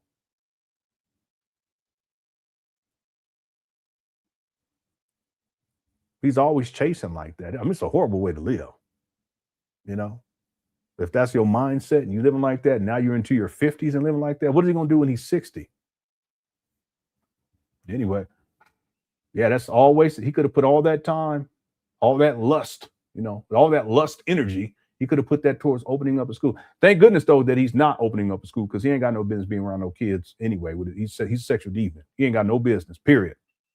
Thanks, Van Vernier. He's defended other people, too. I just couldn't think of anybody else. And the last time he was on the Breakfast Club, it's not on YouTube, but it's on Netflix. He yelled, "Free Diddy." That's what he said. I kid you not. Okay. All right, I think I'm all caught up with all of the super chats. Thank you guys so much. I appreciate the support. You guys are awesome. Okay, everyone in the Cook Crush chat. We're at 281 likes. Our goal is 500. Okay, we got about 831 people in the building. We probably won't get to 500. Let's see if we can get to 400. Okay. All right. So let's get to Umar's video response, and this response is not just to the video that we just watched, but also to Tariq Nasheed's roast of Umar. Okay, and this goes back to around January 15th of 2018. All right, here we go. Family, good Garvey day. This is the Prince of Pan Africanism coming to you live from the Far East. Yeah, is this too loud? Let me know. The continent of Asia, Nagoya, Japan. This is the first time I've had an opportunity to go live since I exposed that Tariq Nasheed on Saturday, December the 30th from Houston, Texas. Right after I exposed that con artist, Instagram disabled my live function. So this is the first time I've been able to go live since my nearly sold out power lecture at the Shrine of the Black Madonna in Houston, Texas. Shout out to the brothers and sisters in Texas who came and jam-packed the 1,000 seat sanctuary. Shout out to the brothers and sisters in Atlanta who jam-packed the sold-out lecture at the Shrine of the Black Madonna. Shout out to the brothers and sisters in Chicago, Illinois, a future site of the potential site of the Frederick Douglass and Marcus Garvey RBG International Leadership Academy. Thank you for nearly selling out the 1,000 seat Harold Washington Jr. Cultural Center. And shout out to the brothers and sisters in Detroit who came out in zero weather to support the Prince of Pan Africanism and start off the new year in a very good fashion on January the 1st. Yeah, I know. Yeah, it's interesting. Umar, out of all people, he shouldn't be talking for psychological. I didn't get Mia. How's it going, Mia? Here we go. Of 2018. I'm feeling marvelous right now. Marvelous. Good energy, good spirits. Marvelous. As you all know, I had to appear before the Pennsylvania State Board of Psychology and defend myself against the charge of practicing psychology without a license. The whole case was bogus. Most of you saw it on video, okay?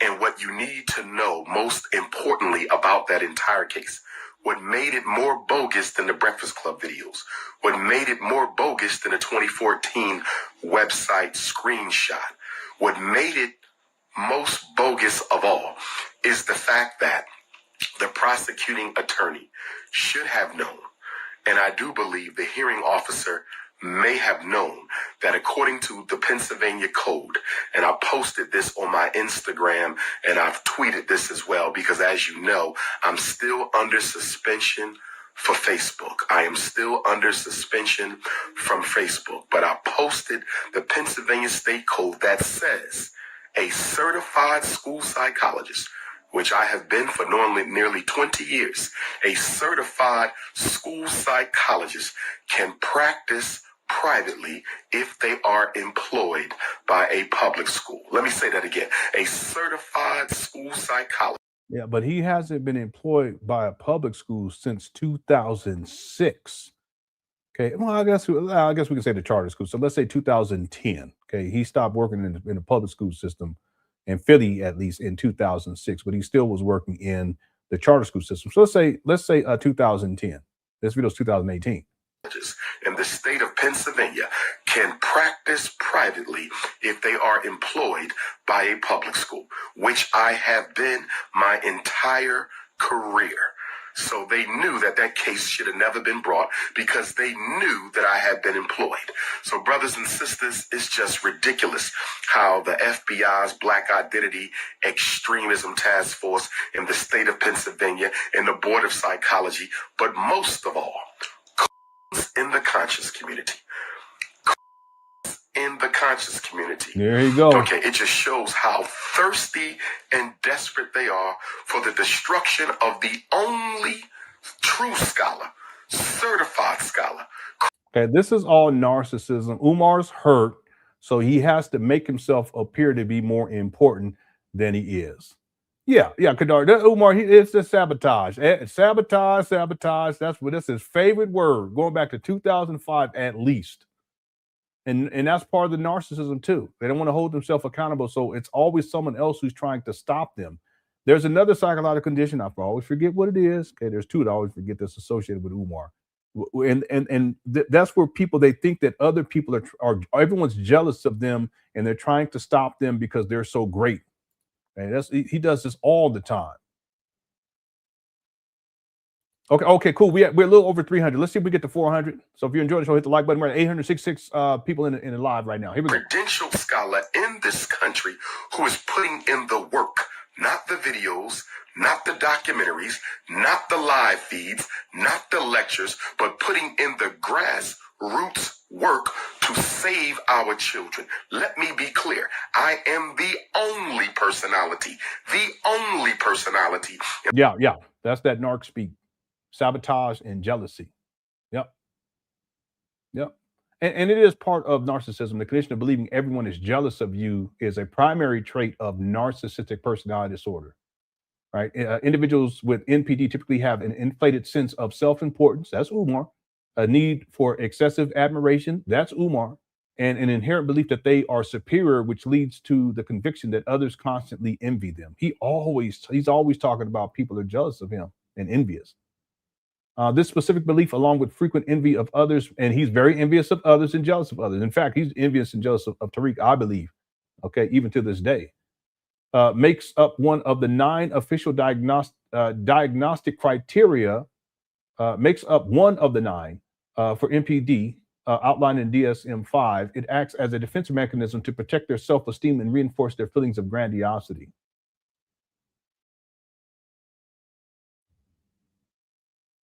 Okay. The Black consciousness movement, who is trying to build an institution. I am trying to drive a wedge knee deep into the school to prison pipeline. I am trying to break up their apparatus that has only 1 out of every 4 Black boys going to jail. Only 1 out of every Black boy waiting from high school. And then 1 out of... Yeah, I don't know why this video keeps cutting out.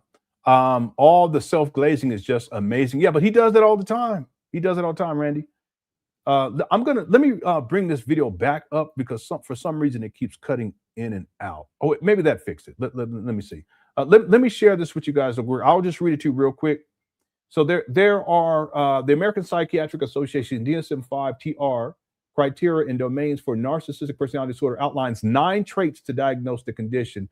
A clinical diagnosis requires a person to consistently, okay, not just for a short period of time, but to consistently display at least 5 of these pervasive patterns across various life contexts. In point of fact, Dr. Ramani, I've studied her over the years.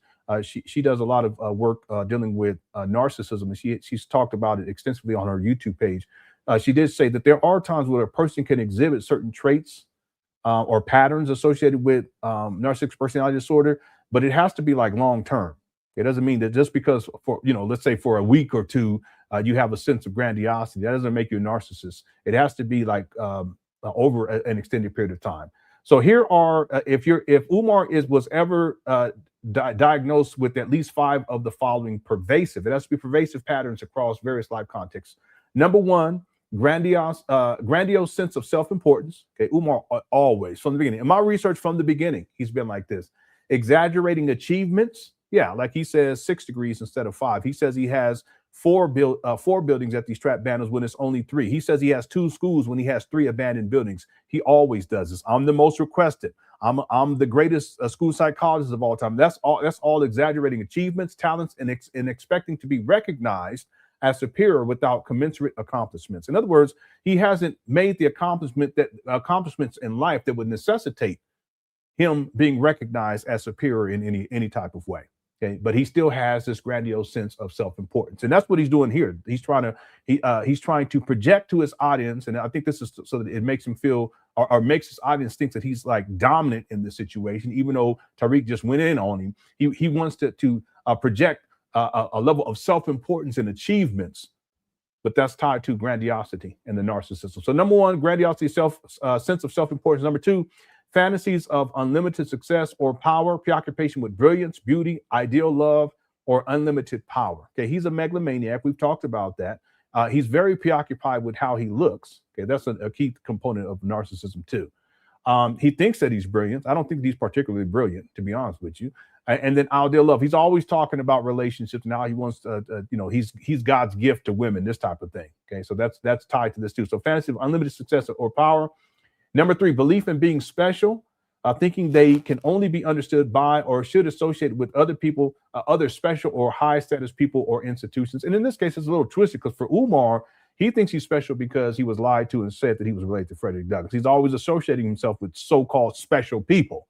Frederick Douglass, Marcus Garvey, and his UNIA letter, he stated that he was the modern day Malcolm X. The list goes on and on. That's the sense that he's special. Okay. Number 4, need for excessive admiration. Umar's whole life, and that's why he gets online, is to get money, but also he wants admiration and praise. He wants people to see him as if he's some great person.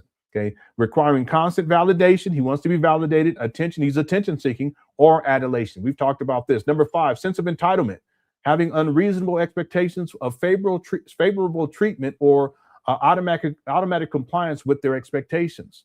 Okay, that's why he shames his donors. He speaks to them very poorly, talks about them poorly, because he has a sense of entitlement. Their money belongs to him. These women's private parts of their cookies belong to Umar. Furthermore, another example we talked about recently where Umar, he was mad because he felt like not enough people showed up to his hearing. Okay, that's a sense of entitlement based upon an unreasonable expectation. We covered that a couple of days ago. Number 6, exploitative behavior. Umar's extremely exploitive. All the donations, that's about exploitation. Him going after these women and talking about, yeah, come on back to the hotel, to my hotel room. I only have good intentions. That's all exploitation. Taking advantage of others to achieve their own ends. Money, sex, power, and control. Okay, there you go. Number 7, lack of empathy. I've seen this with Umar. He doesn't care about anybody else. He doesn't relate to anybody else. That's why he doesn't have any personal relationships. His mama, no. His mama is an object for control, right? So lack of empathy, being unwilling to recognize or identify with the feelings and needs of others. That's why you say powerful, because he don't want to hear what anybody got to say. He doesn't connect to people on an emotional level. He sees people as objects, as a resource. It's what they call the narcissistic supply, right? And then the last thing is envy or belief of being envied. That's Umar. He always saying jealous, that people just know he's jealous of everybody. Frequently being envious of others or believing others are envious of them. I don't know, envy and jealousy, there's a difference, but they're associated too. But he's both. He's jealous and he's envious. He wants what other people have. He wants to be Barack Obama. You know, when he sees people black people getting shine in social media, whatever, he jumps in. He tries to deflect. Even with Cheyenne Bryant, part of what he was doing, he was trying to get more attention on him. Yeah, he was defending her too, but part of that is because he wants people to talk about him. Okay. Thank you, Randy, for the super chat. All right, and TJ said, what proof is there? I don't know why this is doing this. I apologize. What proof is there that Umar is putting in work? Yeah, that's just something that he says. He's been saying this for a long time. And Tariq called it out back in 2017. He said that it's not quantifiable. And yeah, Umar, it's not quantifiable. Most of the time he's up to these trap bandos, it's in the context of him, quote unquote, renovating. He's saying he's renovating, but he's not doing any work. When he's saying that he's doing work in the community, what? He's speaking at a place and then he's trying to crush cookies. That's work. No, this guy, he doesn't know what work is. Okay, he's lazy. Thanks, TJ. Van Veneer says, I apologize again. My screen keeps going. Is it going out for you guys too, or is it just me? Y'all let me know. Van Veneer says, Umar should use his sense of self-importance to get the school open and stop just collecting money, painting walls, and putting mop and glow on the floor. Yeah. The thing, though, is that without the money coming in for FDMG, what would he do? He's not a school psychologist. Who's going to hire him at this point? He's a dope fiend. Why would they hire him anyway? They're probably going to do a drug test and ain't no telling what's going to come back. So he's not employable to any professional. I mean, I guess he could probably find something. But it's not going to be, why would he do that when for the last at least 16 years, he's been living off of black people and he hasn't produced anything that he said he was going to produce based upon the money that he collected? The documentary, The Rules of Romance, the school, at least $3 million by now. So I've said this before, Van Veneer, Umar doesn't have any incentive to change because most of the money that he's received, he's gotten from the school scam. And so long as people send him money, what does he have to lose? I mean, it's like he just, continue to do what he does, which is nothing. Okay. People send him free money and that's it. Yeah. Thank you, Van Veneer.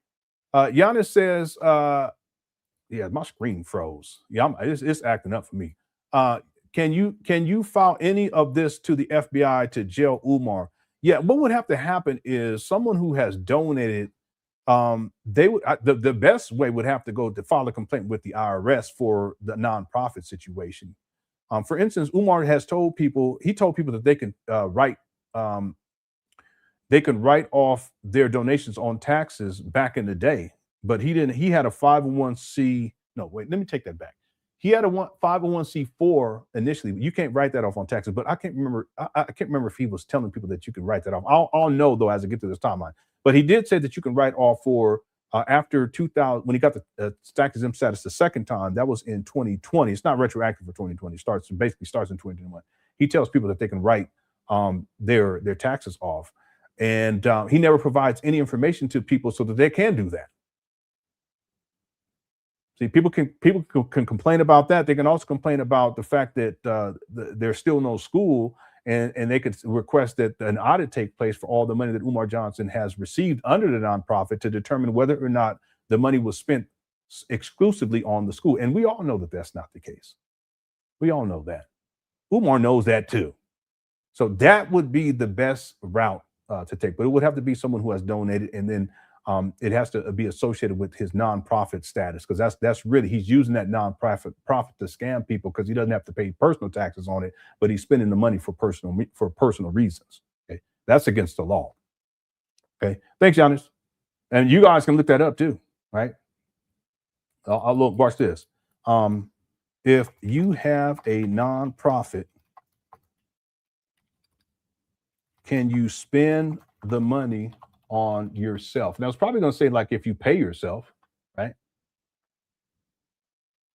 So yes, you can receive money from your nonprofit, but only as reasonable compensation for work performed, not as personal profit. But you see, on the paperwork, Umar is stating specifically that he's not paying himself anything. So therefore, all of the money should go towards the FDMG project. And we know that that's not the case. See, that's fraud. Because he's taking the money and it's tax-free. He doesn't have to pay any taxes on it. And most of it has gone towards him. Okay, like I said, by the time we get to 2019, there's at least $600,000 missing. And we're not even counting 2017, 2018. And then we're not counting any money that Umar Johnson collected or land that he received in the form of donation going back to 2010, 11, 12, 13, Yeah, 10, 11, 12, 13. We're not counting any of that money. But see, that's the thing. Umar, he has a tax-exempt status because it benefits him, and it's because he doesn't have to pay taxes on it. But most of that money has not gone towards this nonprofit cause. It's gone towards Umar. You know what's crazy? Even on his filings, he doesn't specifically, at least from what I remember, in the 2021, he doesn't specifically state, is it 2020, 2021, 22, 23, 24? No, it's 2021, 22, 23, 24. Yeah, because I think there's 4. And we haven't seen 2025 yet, at least the last time I checked. I'll probably check while we're live streaming. But it doesn't specifically say that he's opening up a school on the paperwork. Did you guys know that? Crazy. It's crazy. Anyway, that would be the best way, the best route to take, for donors to take. Thanks, Giannis. Randy says, yeah, it keeps cutting out. Can in the chat room real quick, can you tell me, is it cutting out? I'll look inside the chat room because it may just be on my end. It may not be that big of a problem. Randy says, keep up the good work, Lenon. Much respect. Oh, thank you so much, Randy. I appreciate it. Okay, I appreciate the support, and thank you for the kind words too. Okay, what's up, Mixers? Monica says, mop and glow does not remove black mold. You're absolutely right about that. You're absolutely right, and it shouldn't be used because we looked it up. We did the. I don't know if you were. I think you were there. We did the live stream. We looked it up. The mop and glow or whatever it's called. I think it was called orange glow that he was using. I know what you're talking about, mop and glow. But he shouldn't even have that inside of a school building because it's toxic to children. I mean, it's toxic in general, but I'm talking about in this case, I looked it up. We specifically looked at should it be used inside school. They said no, it shouldn't be. Okay, so no, you guys aren't seeing any issues.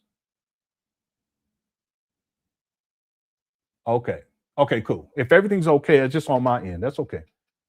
Thanks, Mixers Monica. And then user to see right now, it's black for me. The screen is black. U225 says 225 will call into Umar Johnson's show one of these days. Advice. Now, I would advise you not to. That's my best advice. I've always told people in my chat room not to engage because Umar used that as an opportunity to say, now LenonHonor is trying to sabotage me. Now, he sent people my way many times in the past, hit the one. Okay, I've had to deal with all kind of crazy stuff. But I've always been consistent. I tell people, don't even bother. Don't even bother. We can get together here, have a good time. We'll go in. You ain't got to go to Umar's trap live streams where he's struggle streaming in his mama closet. Okay, cool. Everyone, there's no problem for everybody else. It's just on my end. Okay, well, that's cool. All right, let's get back to the main video. We're at 880 people in the building. Our goal is we're going to go for 400 likes. Okay, we're at 300, at least on my end, it says 332. So if you're enjoying the show, make sure you hit that like button. All right, here we go. Let's get back to the main video.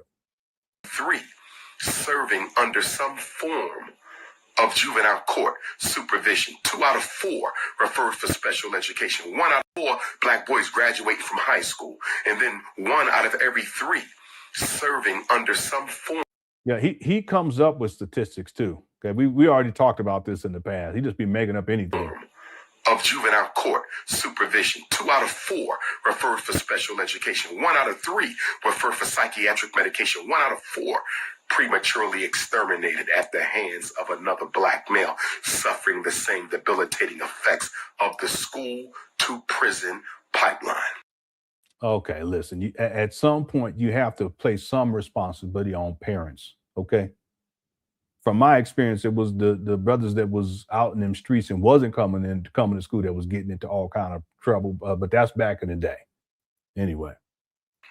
Yes, brothers and sisters, that Tariq Nasheed. By the way, Flex, I heard you said you pulling up. I want to know when you pulling up. Somebody get Tariq Nasheed on the phone. When you pulling up? You know my schedule. I'll post it wherever. When you pulling up?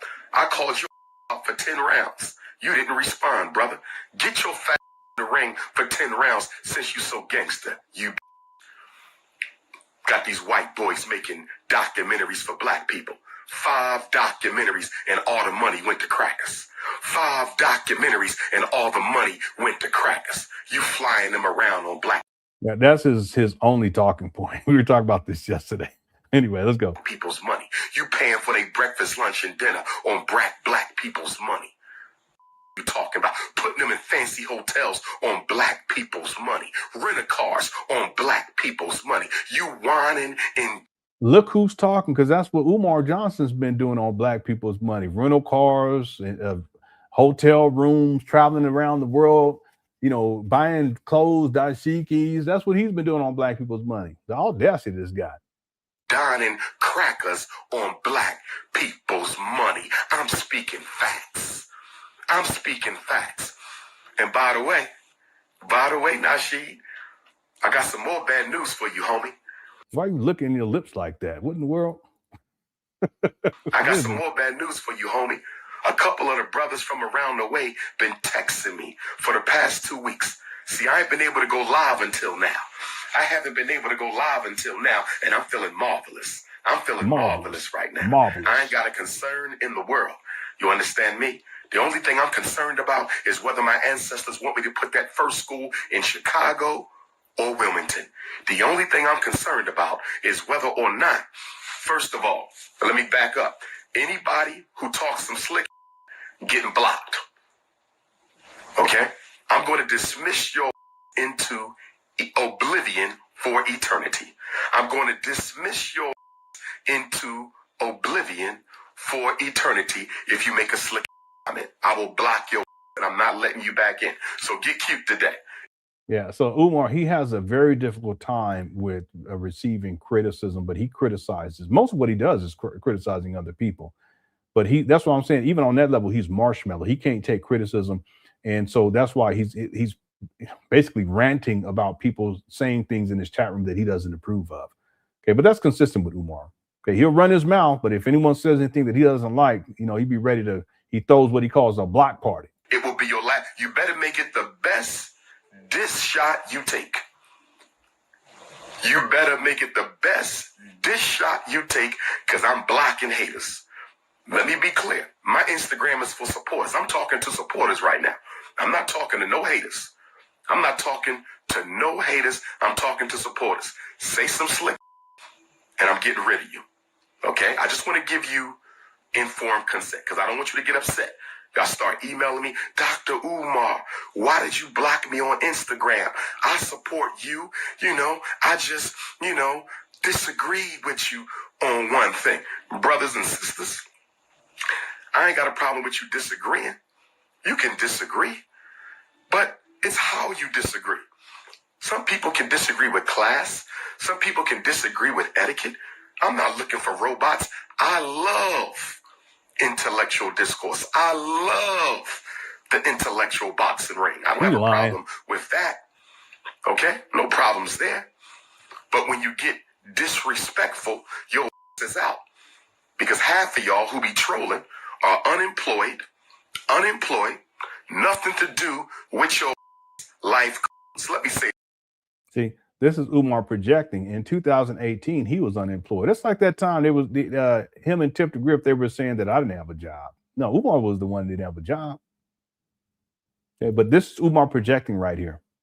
Again, unemployed, nothing to do with your life. Okay? The only thing you have.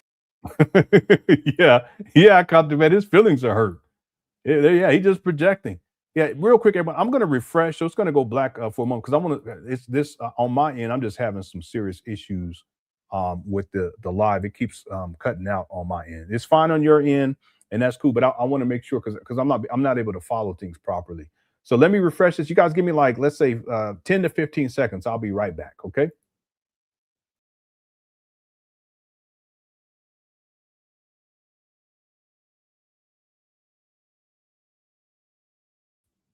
Okay, I'm back. Okay, let me know if you guys can hear and see. I gotta give me something to drink too. Let me go pull this video back up, and hopefully this corrects the problem. If it doesn't, I'll put in a support ticket with StreamYard. StreamYard. Is it Yard? Yeah, StreamYard. All right, which video is this? Okay, here it is right here. Yes, he was in Nagoya, Japan at this time.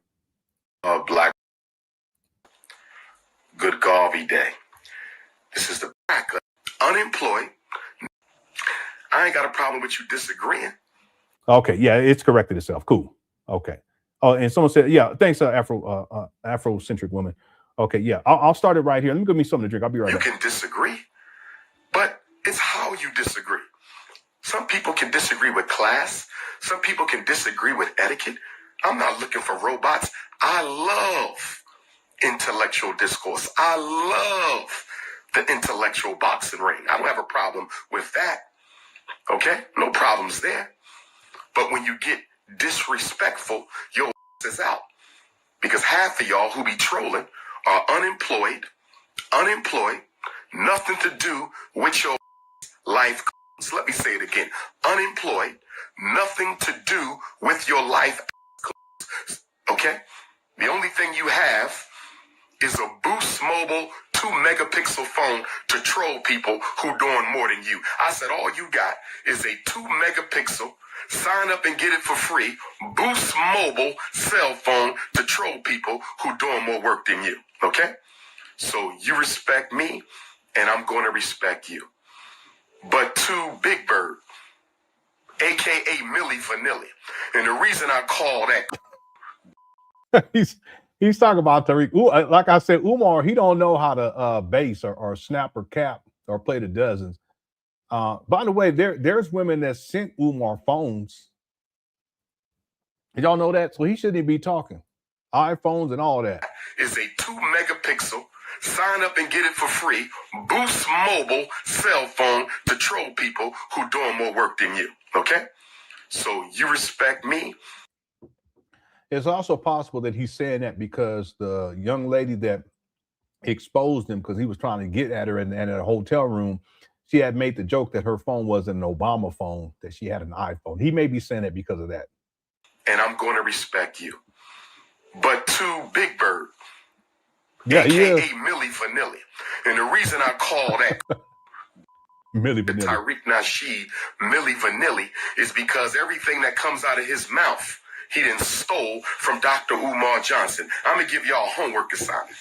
Here he goes. I want you to go to his fake melanoid nation, his anti-African melanoid nation, his light-skinned supremacist melanoid nation, and look at the principles of melanoid nation, which was only started the past couple of years. And I want you to look at the principles of Team Pan African, the international movement for the independence and protection of African people, the official unapologetically African movement. I want you to download my principles, and my organization was started on Kwame Nkrumah's Earth Day 2005. My organization was started on Kwame Nkrumah's Earth Day 2005. So we 12 years old. Melanoid Nation might be about 3-4 years old. I want you to look at the principles of Melanoid Nation.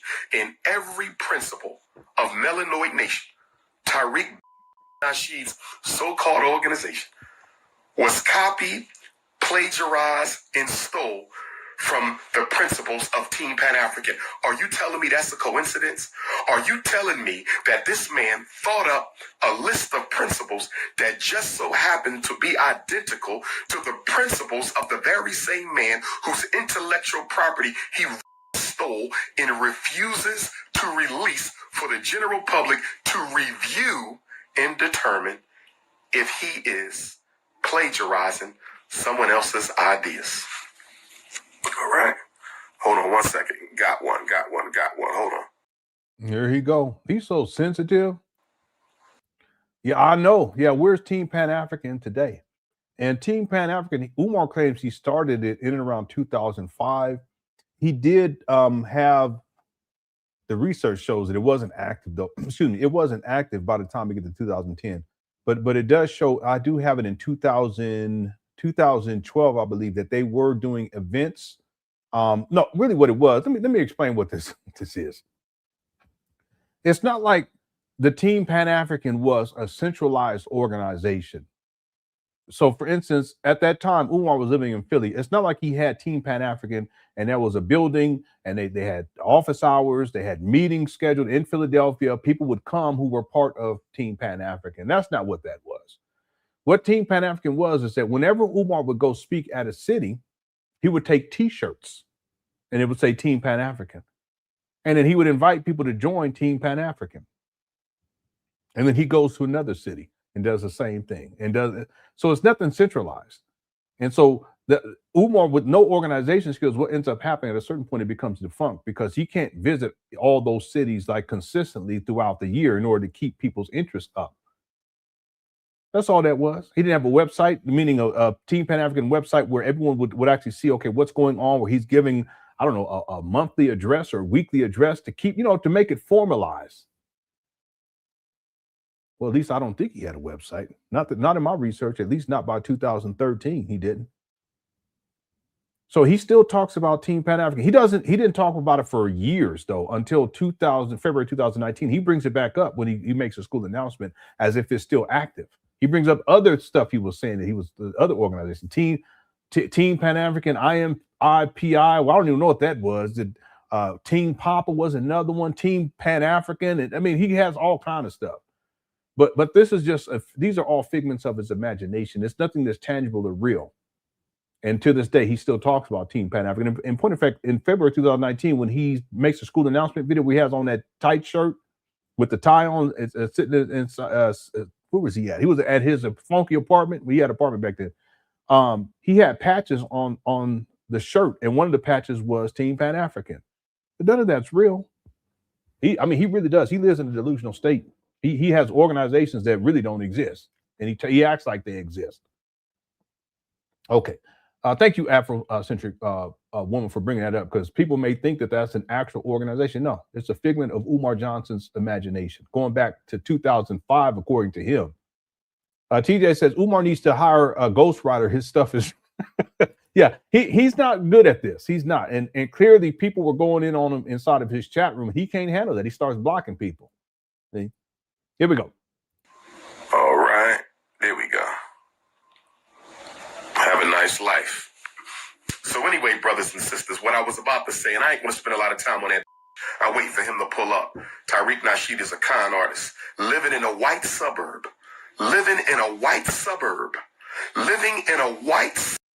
There's nothing wrong with that, Umar. See, he has such a ghetto mentality. He thinks that, okay, everyone should be living in poverty and everyone should be living in the hood. No. See, and what's crazy is where Umar was living at this time in 2018, it wasn't hood. Anybody know that? He wasn't living with his mama yet. See, he had been in that apartment since at least 2010, because he was facing eviction back then. By that time, he's working as a school.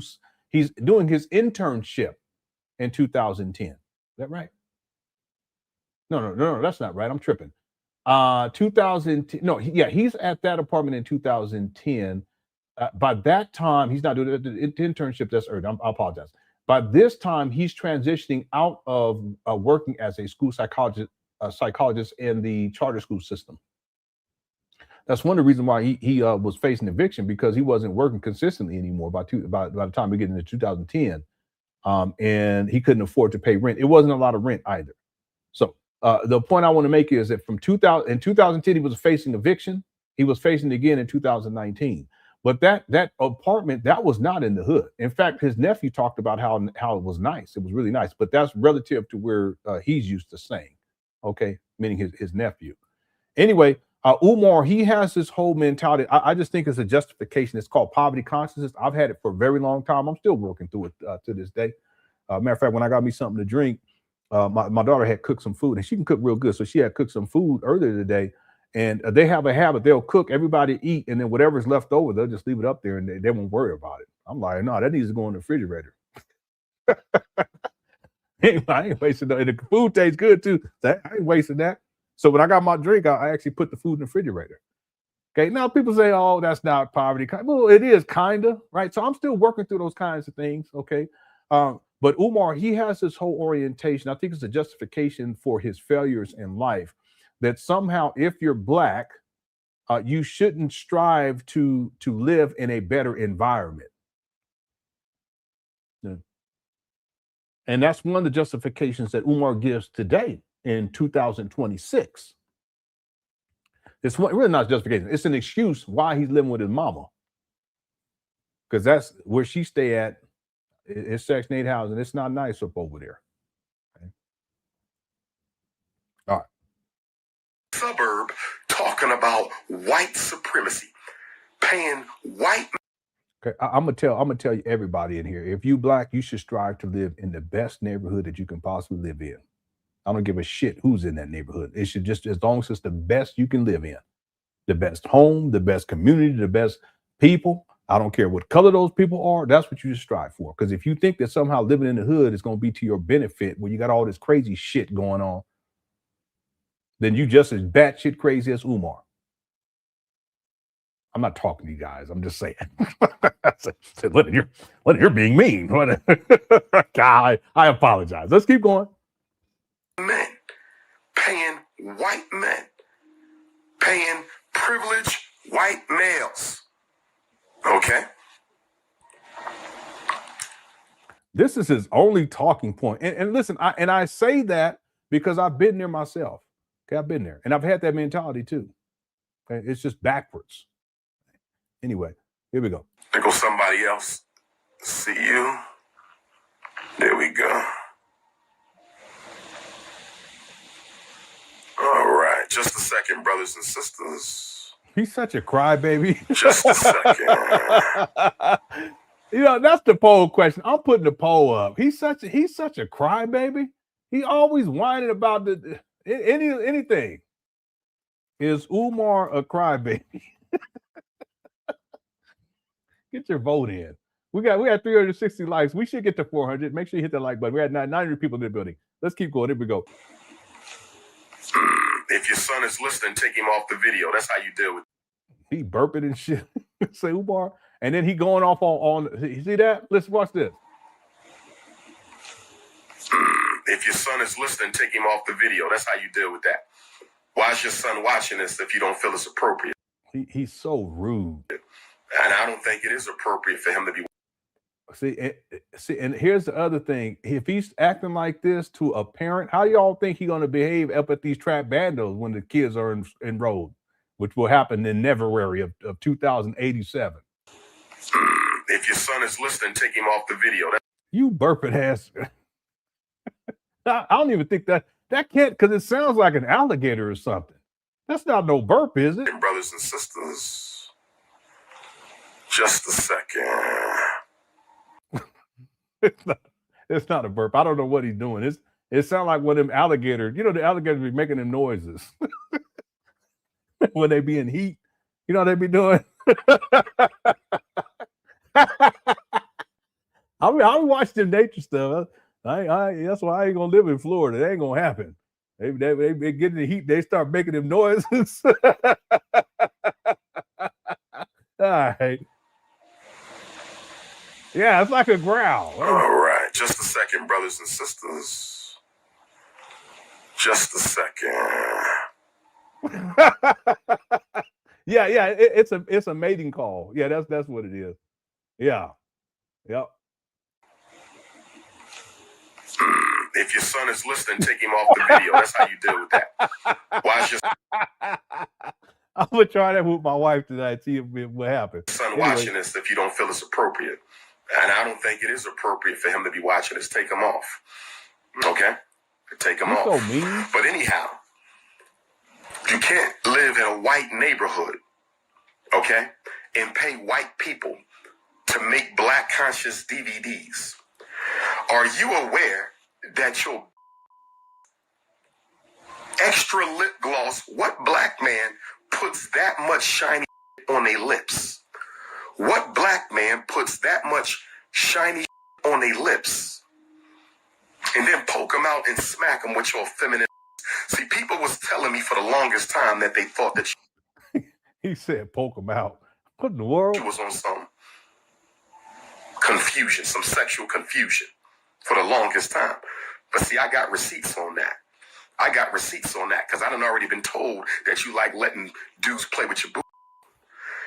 Okay, now this right here is just inappropriate, Umar. Okay, he should not be talking like this. Tariq Nasheed like letting dudes play with his boo. I'm just gonna keep it. All right, and you guys are gonna have to figure out what he's saying. I'm just gonna tell you guys that it's extremely inappropriate. Extremely inappropriate. I've been hearing that for years. That's right. Years. You got a history with men. Keep talking. I'm gonna go deeper on your. When you pulling up? When is? You're gonna go deeper.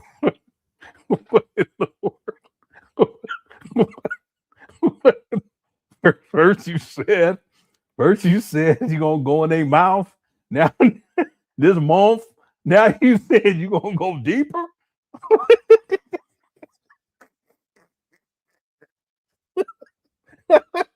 I'm just saying, because he's talking about this other situation. I can't repeat what he said. But you guys are gonna have to figure that one out. But to say that after that, that's inappropriate.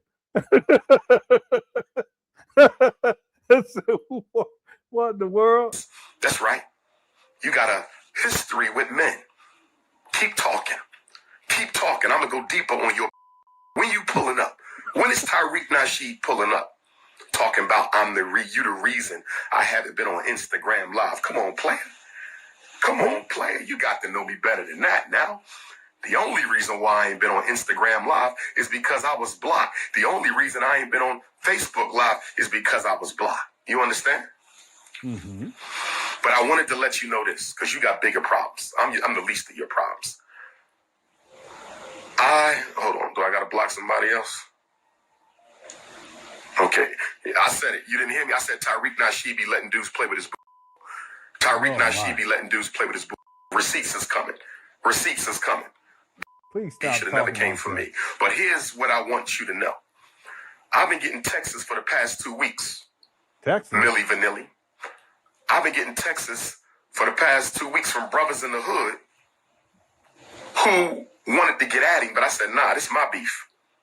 This is my beef. I ain't sending no goons. This is my beef. It's your beef. Let me stop. Now she want to pull up. He want to get in the ring. But you know what else we can do? I got a good idea. Tariq Nasheed and Dr. Umar can debate. Tariq Nasheed and Dr. Umar can debate. We can debate. And guess what I'm going to let you do? You could bring Moist Joyce Watkins as your partner. We want to do a handicap debate match. Remember back in the days, fellas, when we used to watch wrestling growing up back in the 4th and 5th grade? You know what I'm saying? Mm-hmm. Back in the 4th and 5th grade, and they would have the handicap match. It'd be like Junkyard Dog and Tito Santana versus Randy Savage. I remember the handicap match. It'd be like Hulk Hogan versus King Kong Bundy and Andre the Giant. Y'all remember that? Y'all remember that? So here's what I propose. A debate. Dr. Umar versus Tariq and Boyce on the same team. I'm going to intellectually execute both of y'all. I'm going to intellectually... Okay, and if people don't know, Boyce Watkins was in Hidden Colors. I think he was in one of the Hidden Colors, at least one of them. And they kind of he criticized Umar too, back in the day, and they kind of like tag teamed Tariq and Boyce kind of tag teamed Umar, and that's why he's bringing up Boyce Watkins. Intellectually execute both of y'all. I'm going to intellectually execute both of y'all. You got a decision. You got a decision. We could debate this on the stage, and I'm going to throw in Boyce Watkins for you because you're going to need that help. Moist Watkins. Moist Watkins. I got a question about Moist Watkins, too. And by the way, okay, I got to block somebody. I told you. See you in the next life. Let me see anybody else I need to see in the next life. Here he go. Okay. Black Wolf says Umar's only defense mechanism is to call men gay or pedo. Yeah, that, historically speaking, because he has no real comeback for the criticism. What straight man focuses on? Yeah, I agree. I've talked about this in the past too. I just think it was inappropriate for him because he's done that with me too. And I played the video recently where he was just talking real reckless. Him and Tiff DeGriff, and it's just inappropriate. You know, okay, and it's not true. I mean, he was saying that he even said I was a PDF, but he also said that I was gay. Okay, I'm neither. Okay, and listen, if a person is gay, that's your business. Okay, the other thing, that's a whole other situation, and you probably need to be in jail for life. But the point that I'm making is that that's what Umar goes to. He'll go to that, but that's because he doesn't have any other real comeback to criticism. You know, and it's childish too. You know, I'll just call you gay. Oh, it's just childish. See, But he can't stand criticism, and even in his own chat room with people, he's blocking people left and right. Right? Thanks, Black Wolf. Somebody answer me a question about Moist Joyce, and then we're going to get off into some other stuff. I didn't come back on live. Larry says, "Are you going to play I'm a Descendant of Captain Crunch or what?" That's in that's for tomorrow, because I have that video too. Okay, it's like an hour video. I edited all the curse words out of that one. So that's for tomorrow, because we're doing it step by step. So we'll get through this one today for sure. Tomorrow we'll come back with that particular video. Yeah. I don't know if Umar ever came back and addressed Tariq's last video. I can't remember if he did. If anyone want to chat, if you know, let me know. But I couldn't find anything else where Umar went back at Tariq specifically based on Tariq's final video that he did talking about Umar. We'll get into that one tomorrow. Yeah, thanks, Larry. Thanks, Larry, for the super chat. Okay, yeah, and if Umar did, someone let me know inside the chat room. I don't think he did. I think he just shut his mouth. To deal with them only. They not that important. Because see, Tariq Nasheed gotta figure out how he going to do Hidden Colors 5 now that Dr. Umar done exposed this for being a simp fraud, paying white boys to make black conscious DVDs. But here's what I want to ask y'all about Moist Joyce. I'm feeling marvelous. I'm feeling marvelous right now. Marvelous. International Ifa Tune Day. Shout out to all the brothers and sisters who came out last night in Nagoya, Japan. I'm feeling marvelous right now. I'm feeling marvelous right now. Marvelous. The only concern I have, and shout out to my supporters. Shout out to my supporters. Shout out to all the brothers and sisters who made those videos. Some of y'all did some excellent videos. One brother's video, I forget his name. His video was the best one. I posted him twice. Yeah, see, this is Umar's way of rallying his followers to continue to defend him, which is historically is what he does. This gets into the cult dynamic. Okay, cults are very specific things. Like there's just like we were talking about narcissistic personality traits, and like there's these different, I guess you could. There's a term I can't remember, but different assessments that you would make, and if a person has a certain number of those traits, if you would, that's what it traits, then they would be diagnosed with narcissism. But it has to be protracted over a significant period of time, consistently. Well, the same thing with Umar. What he tends to do is he attempts to weaponize his followers, and that's part of the cult dynamic, because in cults there are specific things that you look for. Okay, and I can actually pull it up and I'll read it to you guys real quick, because Umar, he has a long history of that. He's weaponized his followers against his own daughter. He's weaponized his own followers against me back in the day, against my wife too, last year.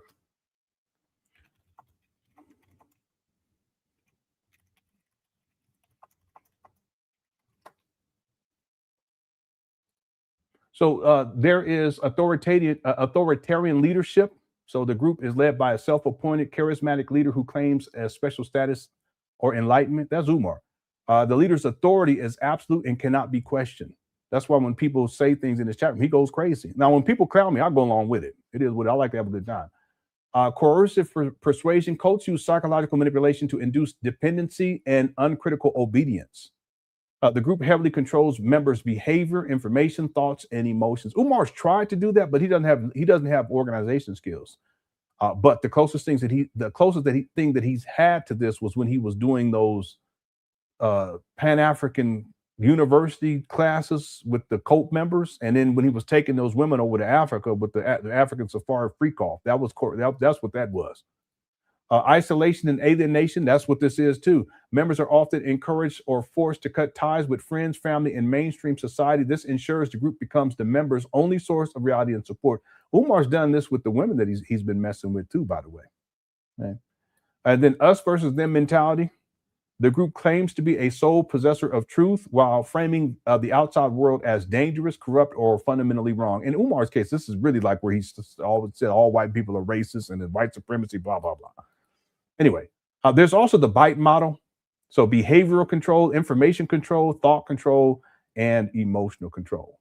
So anyway, Umar, one of the things is that they're cult leaders, because they're authoritarian, they tend to get to a point where they dictate to their followers what they should be doing, how they should dress, how they should be thinking. Umar, Umar tells the women you can't have weaves or perms or any of that. It gets to that point. But in particular, he weaponizes his followers, and he'll tell them or instruct them to go at people. And he's done that with a lot of people. That's what he's attempting to do right here. He was strong. Mitchell Chance, shout out. Half y'all, I don't even know. Half of y'all, I don't even know. Y'all been going harder than some of the people who are actually around me. Y'all been going harder for the prince than some of the people who are actually around me. So I just want to say thank you. I don't take my support for granted. I don't take my support for granted. You understand? I'm feeling marvelous right now. I'm feeling marvelous right now. And to that Indianapolis stock that Nasheed put on the show, y'all remember that, right? He brought that chick from Indianapolis on the show. Okay, I played that video earlier. Notice he calls her a thought. That's what he called the conscious stripper. So he wanted to have sex with the woman, but she didn't do it. And she spilled the beans, and now all of a sudden she's a hoe. Same thing. He said the same thing about Kim Ringo. I just got one question for you, sister. Okay, I'm not even going to bring up the fact that you let a pimp use your to try to get at the king. I'm not even going to bring up the fact that you let a self-professed pimp use your to get at the prince. But here's what I want to know. Yeah, he's mad. He's mad that she exposed him. Tariq Nasheed wears all that lip gloss. Tariq Nasheed wears all that lip gloss. Why didn't you give some of that lip gloss to that ashy thought who you had trying to bring me down? Why didn't you take some of that lip gloss off your mouth? You butty boy. You butty boy. Butty boy Nasheed. There he go. Boy Nasheed, why didn't you give that thought some of the lip gloss? Because she was ashy as shit. Her lips was ashy. Looked like she woke straight out the bed. Bags under her eyes, skin all ashy, sleep in the corners of her eyes. All right, he's just making this up right here. Okay. He's just making up anything to make her seem like she's just horrible. He don't want to be doing live streams with sleep in his eye, looking all broke down and bummy. Why you ain't give us some of your lip gloss? Why you ain't give us some of your lip gloss? If you're going to bring a thought on there, at least give us some lip gloss. Your lips. Listen, I've seen Umar do live streams where he's putting Vaseline or whatever it was on his lip. I don't think it was Vaseline or whatever it was. Okay. It was something real greasy, but let's move on. It's all shiny, ashy. Come on, Nasheed. You're supposed to be better than that. You're the art of macking. The art of macking. You write books to exploit black women. I write books to liberate black children. You write books to exploit black women. I write books to liberate black children. Look at that. Look at that. Look at that. Nothing in common between me and you, bruh. You said stop mentioning my name with Umar. I agree. We have nothing in common, my G.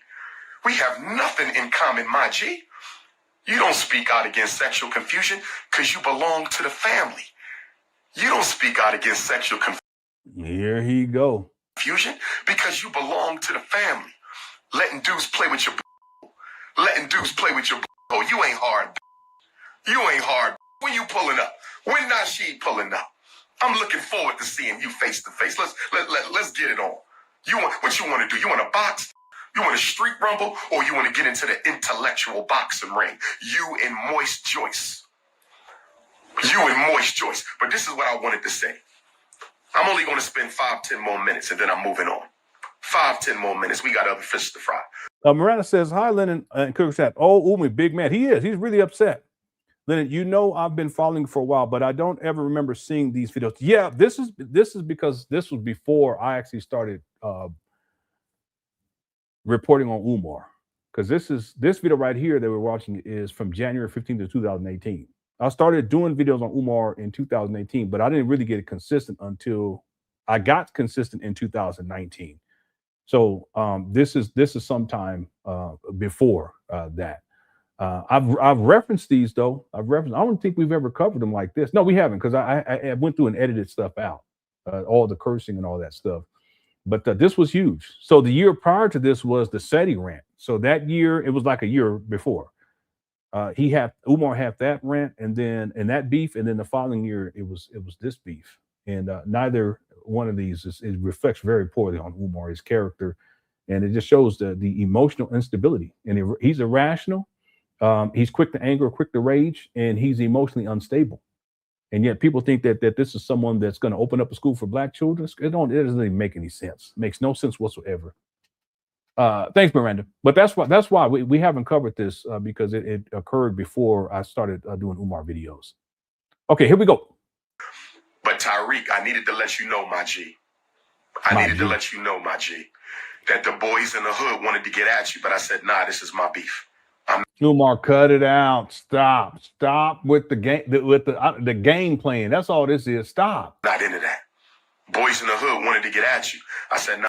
Now the boys in the hood are always hard as they pull your card, knowing nothing in life but to be. Don't quote me, boy, because I ain't said shit all.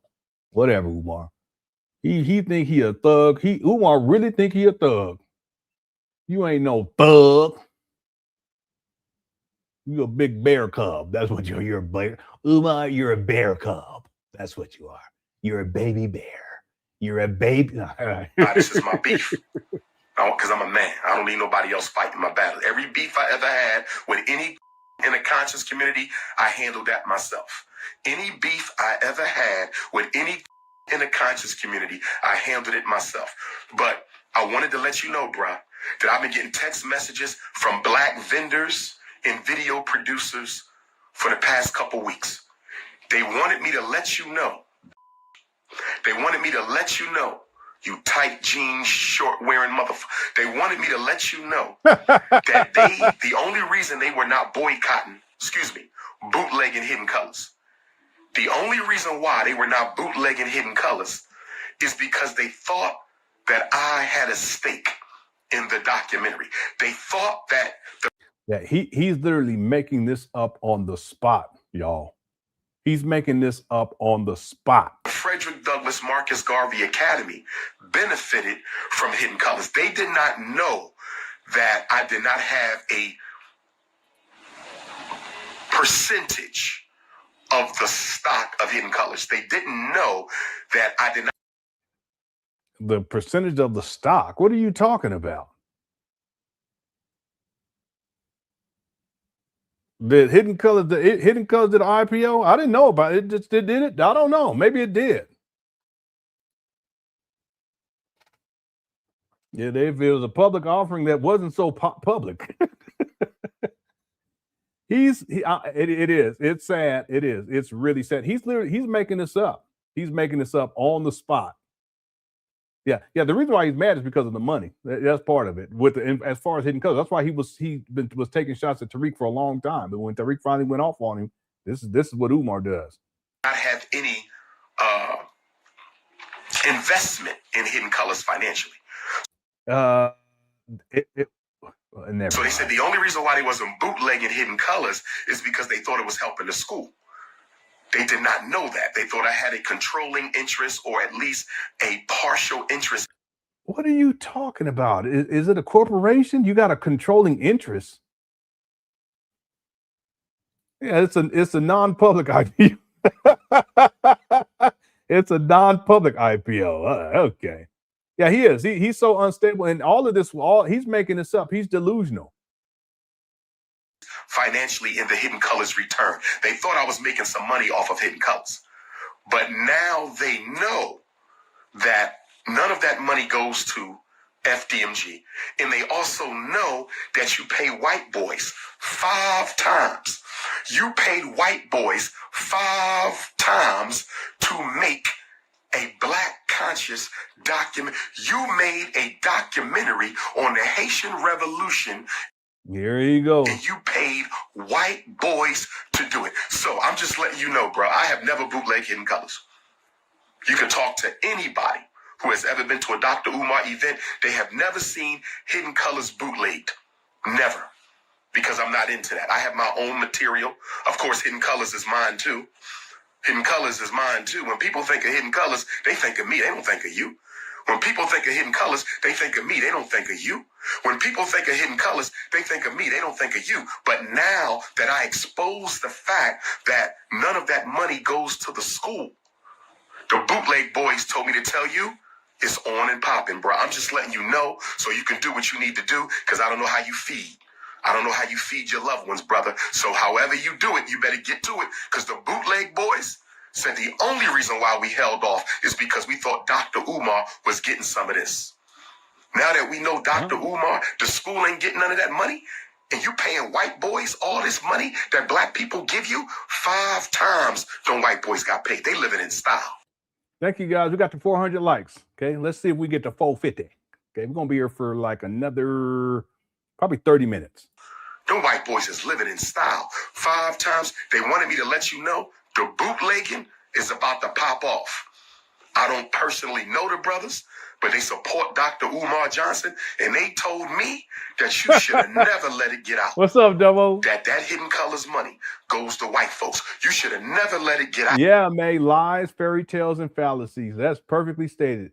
Lies, fairy tales, and fallacies. LFTF. That the Frederick Douglass Marcus Garvey Academy does not. Okay, does. Hold on. I gotta get somebody out of here. Hold on. Here he go. Here he go with that growling. You hear him? He growling again. You should have never let it get out that the Frederick Douglass Marcus Garvey Academy does not. Okay, does. Hold on. I gotta get somebody out of here. Hold on. Gotta get somebody out of here. Where you go? Let me get him out. Hey, man. Where that hater go? There was a hater. I'm trying to get him. Okay. But anyhow, they about to get you, dog. Nasheed, brother to brother, they about to get you. The bootleg about to go crazy. They bootlegging everything. Brothers is telling me they right now they about to get it in. I got brothers like, Doc, you should have never told me that Umar, stop. I mean, he really just be coming up with anything. you won't get none of that hidden colors money. The school don't get none, because I didn't want none of the money for me, brothers and sisters. Okay? I'm more financially stable than Nasheed. I didn't want none of Man, he's still lying. I can't believe this guy. He's so delusional. Okay. But anyhow, they about to get you, dog. Nasheed, brother to brother, they about to get you. The bootleg about to go crazy. They bootlegging everything. Brothers is telling me they right now they about to get it in. I got brothers like, Doc, you should have never told me that you won't get none of that hidden colors money. The school don't get none, because I didn't want none of the money for me, brothers and sisters. Okay? I'm more financial. No, he lying. He wanted the money for himself. That's boy, he's something else. He lies so much, it's incredible. Financially stable than Nasheed. I didn't want none of the money. But he could. No, Umar was not financially stable in 2018. He gets evicted from his residence in 2019. How can you say that you were financially stable? It's ridiculous. Unemployed. Anyway. Showed a little bit more respect to the school. $500 donation check, Nasheed.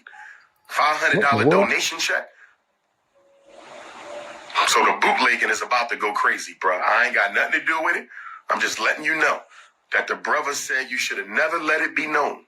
You should have never let it be known that white boys make that movie. You should have never let it be known that you don't even give $1 per DVD to FDMG. You should have never let it be known that you don't even give $1 per DVD to FDMG. So I don't know what you're going to do, fam. I guess you're going to have to start doing some lectures regurgitating Umar. I guess you're going to have to do some more lectures regurgitating Umar, but they about to go in on hidden colors. 1804, all that. So you might got to go to Walmart and get a job, my G. Pay that. Umar, you need to go get a job. Pay his mortgage. Where's your mortgage at? Where's your rent? Umar, you live off of your mama now, at least in second housing. Let me say. Mortgage in that white suburb. You might got to go to Walmart and get a job, my G. Okay? Oh, and let me deal with this. This bro said the world would not know me if it wasn't for him. Okay? Every year I got to deal with people talking about they made me. Okay, by the way, that is an overstatement. Umar was known, but he was not well known. And just because he was in Hidden Colors, if he wasn't in Hidden Colors, doesn't mean that he wouldn't have become more well known. Okay, I just want to make that point. But the Hidden Colors did propel Umar on the fast track in the Black conscious space, and Tariq put Umar on. Okay, so I just want to be fair about that, along with Saad Netter. I think I'm the only scholar in American history where people had to debate over who's responsible for his success. Okay? Okay, Hidden Colors came out in 2012, I think. The first Hidden Colors came out in 2012, right? Does anybody know what was going on in black consciousness in 2011? Does anybody know what was going on in black consciousness First, Hidden Colors came out in 2011. in 2011? I'll tell you what was going on in black consciousness. Okay? Besides Tariq. Miranda says to say he doesn't know the boys who are going to bootleg the movie, he sure knows a lot about what they fixing to do. Did he say that? What they fixing to do? Hashtag fixing flat tires. Yeah, I didn't catch that, Miranda. I did not catch that. Let me back it up just because I want to hear. To pop off. I don't personally know the brothers, but they so. Oh yeah, this guy. Man, Umar, boy, this is pathetic. Because he's making it up. One's brother. So however you do it, you better get to it. Because the bootleg boys said the only reason why we held off is because we thought Dr. Umar was getting some of this. Now that we know Dr. Umar, the school ain't getting none of that money, and you paying white boys all this money that black people give you, 5 times them white boys got paid. They living in style. Them white boys is living in style. 5 times. They wanted me to let you know the bootlegging is about to pop off. How are they going to let you know, but you don't know who they are? I don't personally know the brothers, but they. You don't even personally know. What in the world? This guy be lying so much. I didn't do good catch, Miranda. I didn't catch that. Man, this guy, he lies, and his lies don't even make no sense. He don't even know who it is. It's ridiculous. Thank you, Miranda. TJ says he's so hard, but he always brings up goons. Yeah. Because he always trying to get other people to do his dirty work. Historically speaking, that's why I say he's marshmallow. Ain't no street in him. He tries to get his followers to do his dirty work. Thanks, TJ. Black Wolf says the same boys in the hood Umar said need to. Yeah, I know. Isn't that ironic? He's talked about how some of them going to sleep, the thugs on the corner, but now he's talking about how these thugs is going bootleg DVDs now. That's what the thugs have been doing. Back in the day when I was coming up, that's not what thugs was doing. They didn't have DVDs, but let's just say the tapes. You remember the tapes? We're gonna bootleg these tapes. No, that's not what they was doing. But again, this is 2018, so maybe they was doing something different in 2000. At least Umar's hood homies. Okay, that's what they do. They don't be putting work in the streets. They bootleg DVD stuff. They be bootlegging DVDs on God. Thanks, Black Wolf. Okay.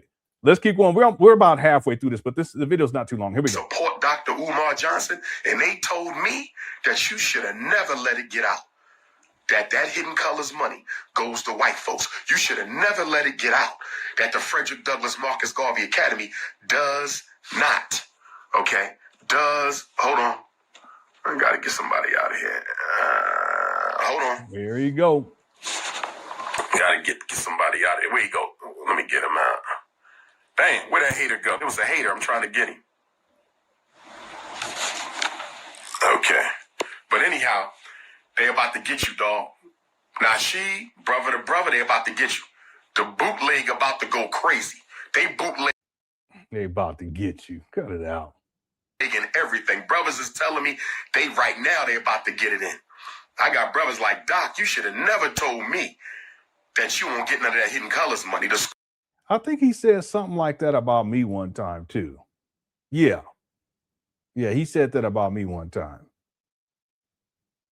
Something like that. Who don't get none? Because I didn't want none of the money for me, brothers and sisters. That his Goonie Goons was going. Yeah, his Goonie Goons was going to pull up or something stupid. Okay, I'm more financially stable than Nasheed. I didn't want none of the money, but he could have showed a little bit more respect to the school. $500 donation check, Nasheed. $500 donation check. So the bootlegging is about to go crazy, bro. I ain't got nothing to do with it. I'm just letting you know that the brother said you should have never let it be known. You should have never let it be known that white boys make that movie. You should have never let it be known that you don't even give $1 per DVD to FDMG. You should have never let it be known that you don't even give $1 per DVD to FDMG. So I don't know what you're going to do, fam. I guess you're going to have to start doing some lectures regurgitating Umar. I guess you're going to have to do some more lectures regurgitating Umar, but they about He's so stupid. Umar is so stupid. to go in on Hidden Colors. 1804, all that. So all that 1804 and Papa Tunde. That's the new movie. It's gonna call Papa Tunde. Your kid says anybody with a half a brain cell can tell this dude is lying. I know.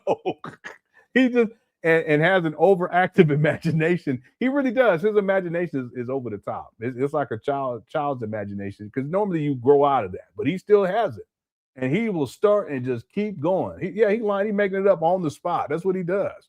Look at him. Big old goofy. Thanks, your kids will see this. Here we go. You might got to go to Walmart and get a job, my G. Pay that mortgage in that white suburb. Now, Umar, you need to go get a job at Walmart or wherever. You might got to go to Walmart and get a job, my G. Okay? Oh, and let me deal with this. This bro said the world would not know me if it wasn't for him. Okay?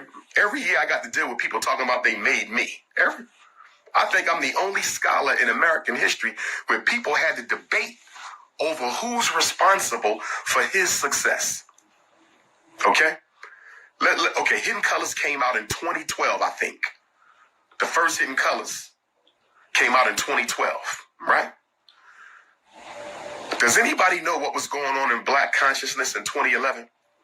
Does anybody know what was going on in Black consciousness in 2011? I'll tell you what was going on in Black consciousness.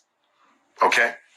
Besides Tariq Nasheed letting dudes play with his See, y'all thought that lipstick was just lipstick. That chapstick. Nah, player. Y'all thought he'd be smacking his lips just to smack them? Nah, player. Nasheed got a secret history that y'all don't know about. Nasheed got a secret history that y'all don't know about. But anyway, in 2011, Dr. Umar Johnson was the most talked about personality in Black consciousness. Okay, that's not true, because I mean, again, the timeline doesn't show that. My research doesn't show that. He's just exaggerating. Barbara says, Barbari Casp says, hey, then spot on with the Umar Johnson coat dynamics. I grew up around Dwight York's coat in New York. I go, oh, man. I've seen that level of brainwashing and total lack of discernment. I wonder how much Umar Johnson studied coat leaders. I'm going to tell you guys something. So I don't know why it popped up in my feed, but yesterday, a lecture of Dr. York popped up. I downloaded it too. Let me tell you what the lecture is. This is so ironic. I actually downloaded two of them. One was called Atum Ray. I think that was one of his aliases. Atum Ray. Dr. Malachi Z. York, Existence of the Most High, Part 2, Temple Imhotep, the Master Teacher. And then also I downloaded, I think it's like a radio interview or something, Dr. Malachi Z. York, L, in the Beginning, Genesis. And I'm going to tell you guys, I was listening just because it popped up. I was listening. Oh, no, I'm going to tell you why it popped up, because I was looking up quotes yesterday. That's why. Or today, it was yesterday. After I did my live stream, because we were talking about quote dynamics yesterday a little bit. And I started watching a couple of documentaries about different quotes. And then that's why it was recommended that I watch. That's when Dr. York video popped up, because under that there was another video called The Strangest Quote I've Ever Seen or something like that. And it was about Malachi York. I haven't watched that one yet. But let me tell y'all something. I was listening. I clicked on it and I was listening. And as I'm listening, I'm saying something in my mind goes, is that Umar talking? Okay, I knew it wasn't Umar, but for some reason in my mind, I was like, is that Umar talking? And what it was that Malachi York's cadence, speaking cadence, the speaking cadence that he was using, I've heard Umar use that speaking cadence. That's why right away my mind was like, wait a minute, what's going on here? Because I've listened to so much Umar stuff. Okay, he doesn't always use that cadence, but earlier Umar used that cadence. I'm gonna tell you what I think. I think Umar used to study Dr. York. I think he did. In fact, that was a woman years ago. I haven't been able to verify, but she said that she went to an event back in the day, a York event, and Umar was there. Okay, and we also have evidence of Umar defending Malachi York, and he says, "Keep your head up, elder. You know, you're getting out soon, right?" Again, I haven't proven that to be the case, but the cadence is striking to me. And see, Umar, he's a chameleon. Like, he takes from different people and he'll use whatever he can depending on what the situation is. I've heard him talk where he sounds like Amos Wilson, Dr. Amos Wilson, rest in peace.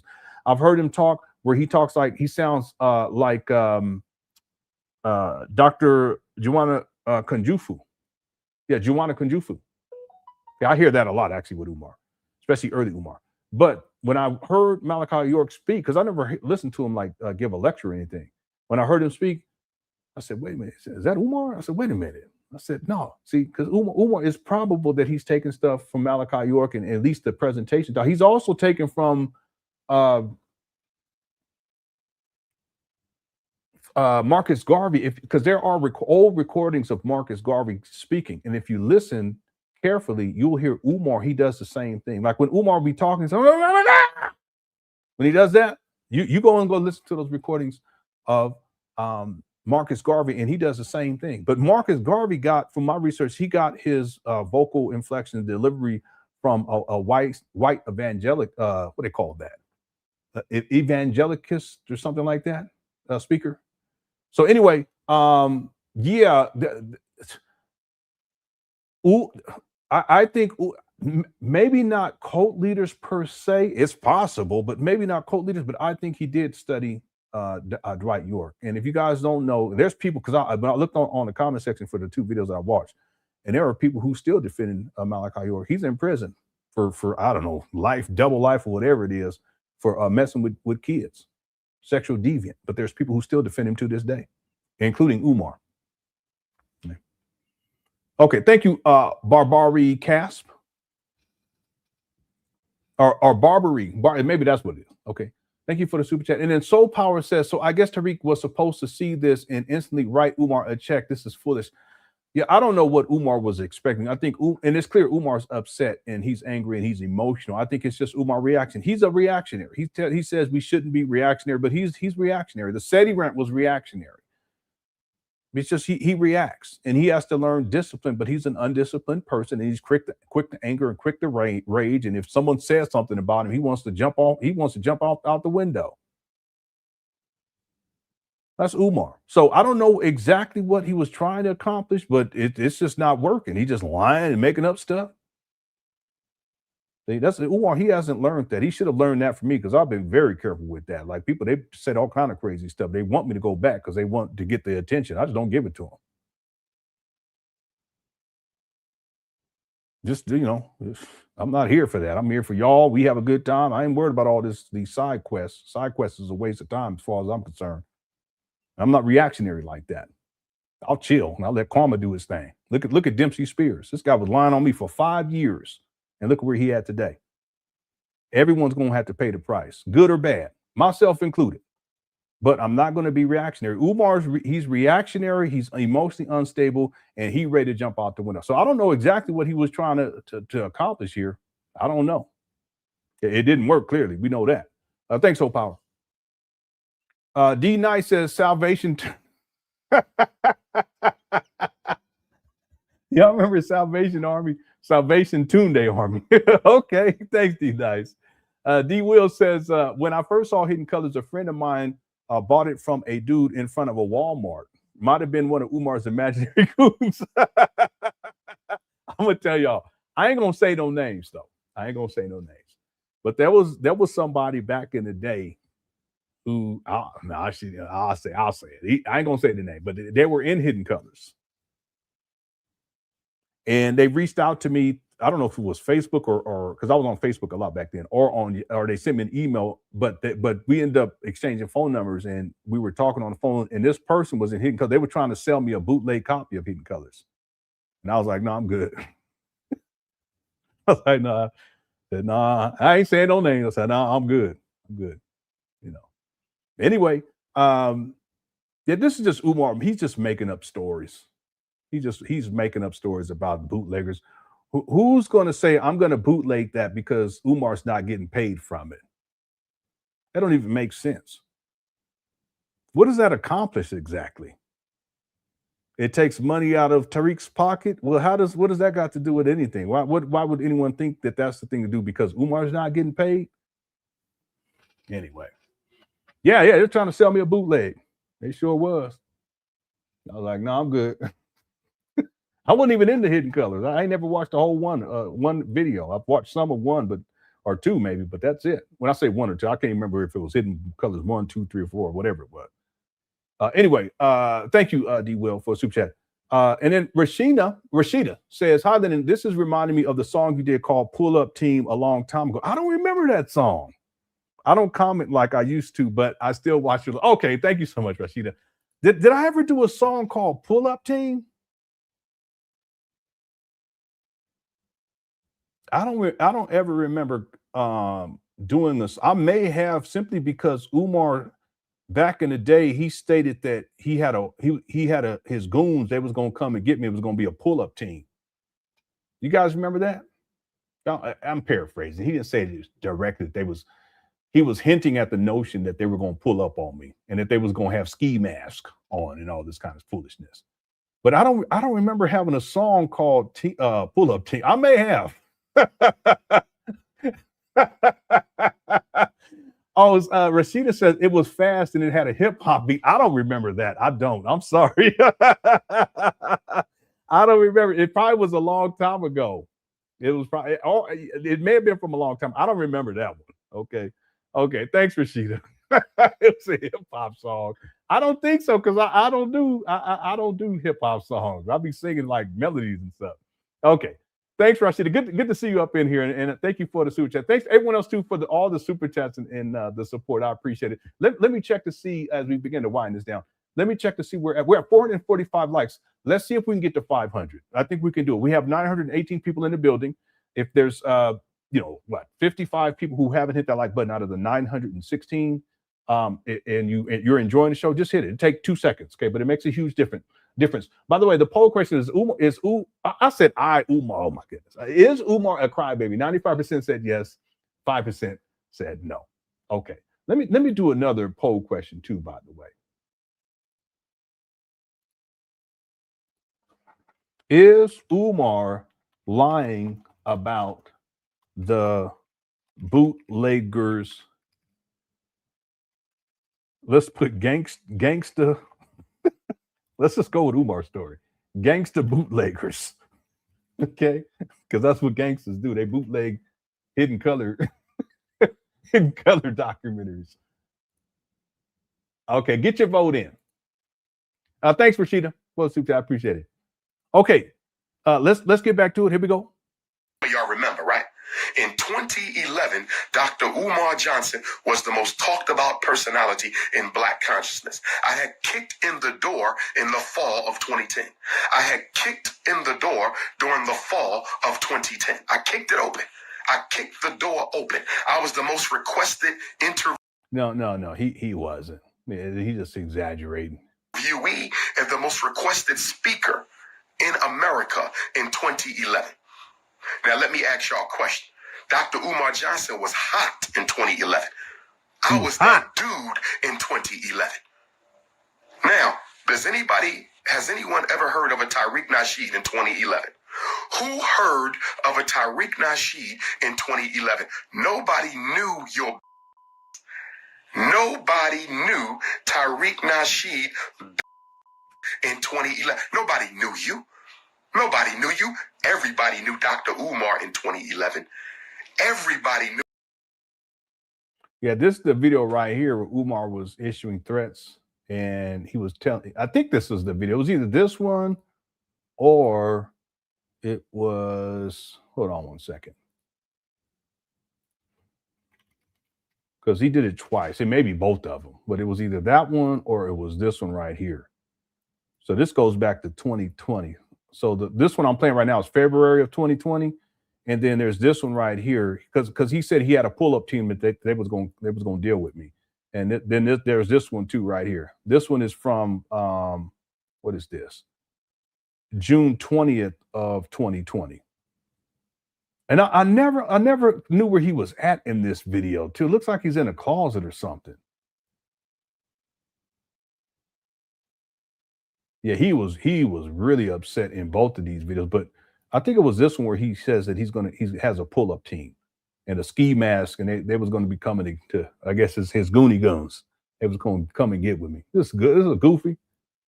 He had on all black and everything, you know, trying to be anyway. Okay, let's get back to it. We'll start winding this down. Here we go. In 2011, nobody knew your in 2011. So you make a DVD and you put all these well-known elders in it. Yeah, he might have been in an attic. Yeah, maybe. You put all these well-known elders in your first Hidden Colors. I call it Hidden Caucasians because they the ones who get paid. It's not Hidden Colors no more. It's Hidden Caucasian. HC1, HC2, HC3, HC4, Hidden Caucasians behind the making of Hidden Colors. HC stands for Hidden Caucasian. Nobody knew you in 2011, Flex. So let me get this right. You put all these well-known elders. Yeah, I don't know if that's true or not because I haven't researched Tariq. Elders, scholars in the first Hidden Colors. And then you fly your ass to Philadelphia and interview an unknown certified school psychologist. Does that make sense to everybody? Well, the thing is that Tariq saw that video of Umar being interviewed on Dawa, Brother Dawa's public access television show. Rest in peace, Brother Dawa. And based upon that, that's why he decided to get Umar in the Hidden Colors movie #1. Does that make sense to everybody? Does that make sense to you? That Tariq Nasheed raised all this money that he gave to white people to make a DVD. Everybody in the DVD is an elder, well-known elder. And then he flies to Philadelphia and interviews. Yeah, I don't know if that's true either. Let me go look at the cast. Somebody that nobody knows. Does that make sense? Why would you interview somebody that nobody knows when you have all these people that are well-known? Why would you interview somebody that nobody knows when you have all these people that are well-known? Because you're lying. Everybody know 2011, I was Rookie of the Year. Everybody know that me being in Hidden Colors made it pop. You don't believe me? Okay. Rookie of the Let's Year. deal with some more facts. You sniffing? I want y'all to do your research on Hidden Colors sales. Do your research on Hidden Colors ratings. You can get them online. You can they have a rating system online. I didn't know this, but some Dr. Umar supporters put me on game last week. Look at the ratings for Hidden Colors 1 through 3, and then look at the ratings for Hidden Colors 4 in 1804. Look at the. Okay, it shows on. Let's see on IMDb top cast members: Booker T. Coleman, Sabir Bey, Umar, Tariq Nasheed, Francis Cress Wilson, Phil Valentine. Okay, yeah, Booker T would be Coleman would be considered to be an elder, and Francis Cress Wilson, rest in peace, and Phil Valentine. I thought there were more people in it than that. Maybe it wasn't. I actually haven't watched the whole thing, so I wouldn't even know. But anyway, it had to have been more than that. I'm sure it is. Now let's keep going. Ratings for Hidden Colors 3, and then look at the ratings for Hidden Colors 4, and then 1804. Hold on, gotta get rid of somebody. Yeah, maybe that is everyone that's in it for the first one at least. I think he expanded because that's all that is showing right here. Daxter says Tariq has been around since the early 2000s. Used to listen to his Mac Lessons podcasting, started in 2007. So Manjaw Files was lying. Anytime Daxter can bring in Manjaws, he will put Manjaw in his comment. Okay, yeah. So since the early 2000s. So Umar, and I'll take your word for it. Umar, he don't know. He just making stuff up. Okay, but that's what Umar Johnson does. Okay, and even what he's saying here about, whether Hidden Colors 1 was more successful than Hidden Colors 2 or Hidden Colors 5 or whatever. I don't even know if that's the case. I don't know. Has Umar actually done the research to prove that to be the case? Probably not. I think he's just throwing anything out there to make himself appear to be important. Because in essence, what he's saying is that the Hidden Colors that I was in as Umar Johnson, those were the best ones. That's what he's trying to say. Okay, but that's Umar. Thanks, Daxter. Okay, let's go on. We'll wind this down. Here we go. There we go. Boom. Okay? So, when you look at the ratings for Hidden Colors 1 through 3, through the roof. Hidden Colors 1 through 3 was hot. This month. You feel me? Hidden Colors 4, the ratings fell off significantly. Hidden Colors 4, the ratings fell off. 1804 is not doing that well. Okay? So here's the question. I'm a scientist. I have a doctorate. No, you're not. I do research. You're not. Listen, let me be clear. Umar's not a researcher. He never has been. He doesn't know how to research. That's why he doesn't even have source material in his books. And he's definitely not no scientist. Umar, stop. He will say anything. Okay? There's something known as correlational studies, correlational data. My doctoral dissertation was a correlational study. It looks at the relationship between variables. There is a direct inverse relationship between Hidden Colors sales and Dr. Umar participation. There is a direct inverse relationship between Hidden Colors sales and Dr. Umar participation. In other words, when Dr. Umar was in Hidden Colors, sales were up. When Dr. Umar decided to get out that because it was a fraud and a contradiction, Hidden Colors. Look who's talking. Say, only thing Umar Johnson researched in Ghana age. All right. Sales have dropped. You didn't do well, Hidden Colors 4. 1804 is not doing as well as Hidden Colors 1, 2, 3. Can we be honest for a minute, Flex? Man. Nasheed, can we be honest for a minute?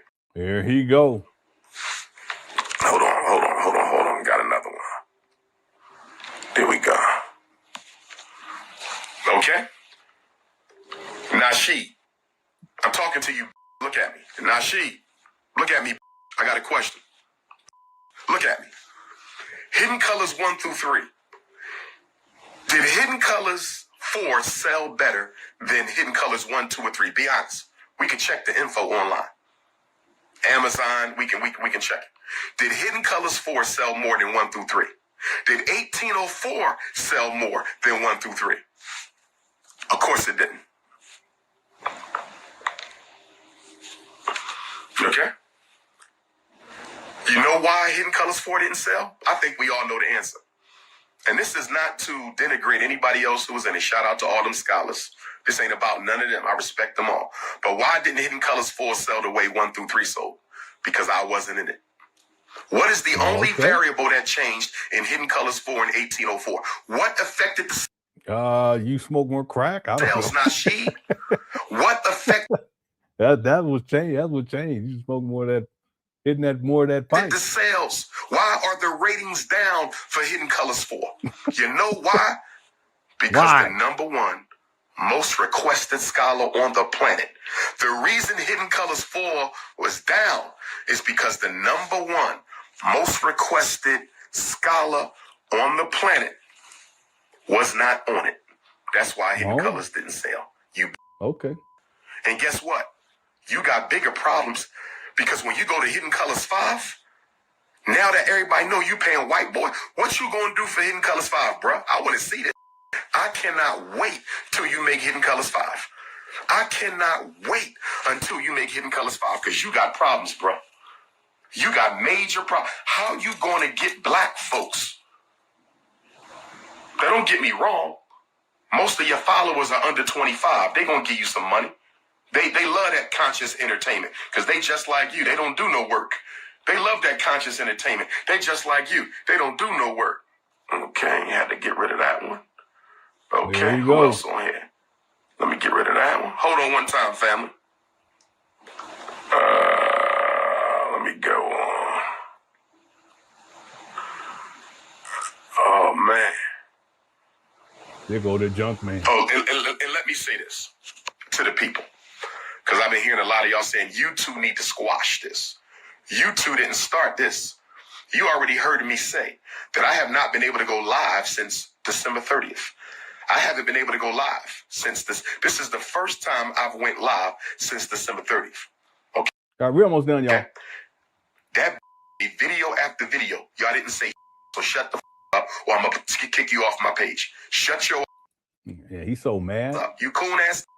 I'm not being Mr. Nice Guy with you no more. You. I don't understand why it is that he has to get like this. It's so unnecessary. You know what I mean? It's just so unnecessary. It's not even that serious. Is it really that serious? I don't think it is. Tariq made a comment about chop it up to the game or whatever. Chalk it up to the game, whatever he said. And Umar just he ready to jump out the window. I don't get it. It's just not that serious. Look at him. Shut up, or I'm gonna kick you off my page. Okay? Yeah, okay? Fiance. Yeah, that's what it is. Somebody who fight. Yeah, he's unhinged. That's what the problem is. Yeah, and he don't know how to regulate his emotions. Yeah, and he's a fake thug. What's up, Afro Fuck Chick? I know. I thought about that too, Sonia. In the majority of movie sequels, by the time you get to 4, ratings drop for most movies. You're absolutely right. Yeah, I thought about that. Mm-hmm. Yeah, good call. On the front line for black people in the same category with somebody who lives in a white suburb and pays white people to make conscious DVDs. There he goes again. In that same category. You understand? You understand me? All right. We ain't the same. I fight for black people. He ain't never done nothing. What has he done in the grassroots community? What has Boyce Watkins done in the hood? What has Joyce Watkins ever done in the hood? What has Tariq Nasheed ever done in the hood? They have done nothing. You ain't done nothing in the hood either, except live there. Live there at the age of 51 and telling black people that they should stay there. Anyway, ain't nothing wrong. If people want to live in the hood, that's fine. I'm just saying. You don't have to. You know. Anyway, I've lived in hood-like conditions. It wasn't the hood, but it was hood-like conditions. I'll say that. By the way, I just want to read something to you that Umar posted about an hour ago. He says he's posting a text. It says, "Good evening, Brother Johnson. I have a quick question to ask. What do you think of watermelon on pepperoni thin crust pizza?" What do you think of watermelon on pepperoni thin crust pizza? Because I'm being told I have a slave mentality and need you to settle the score.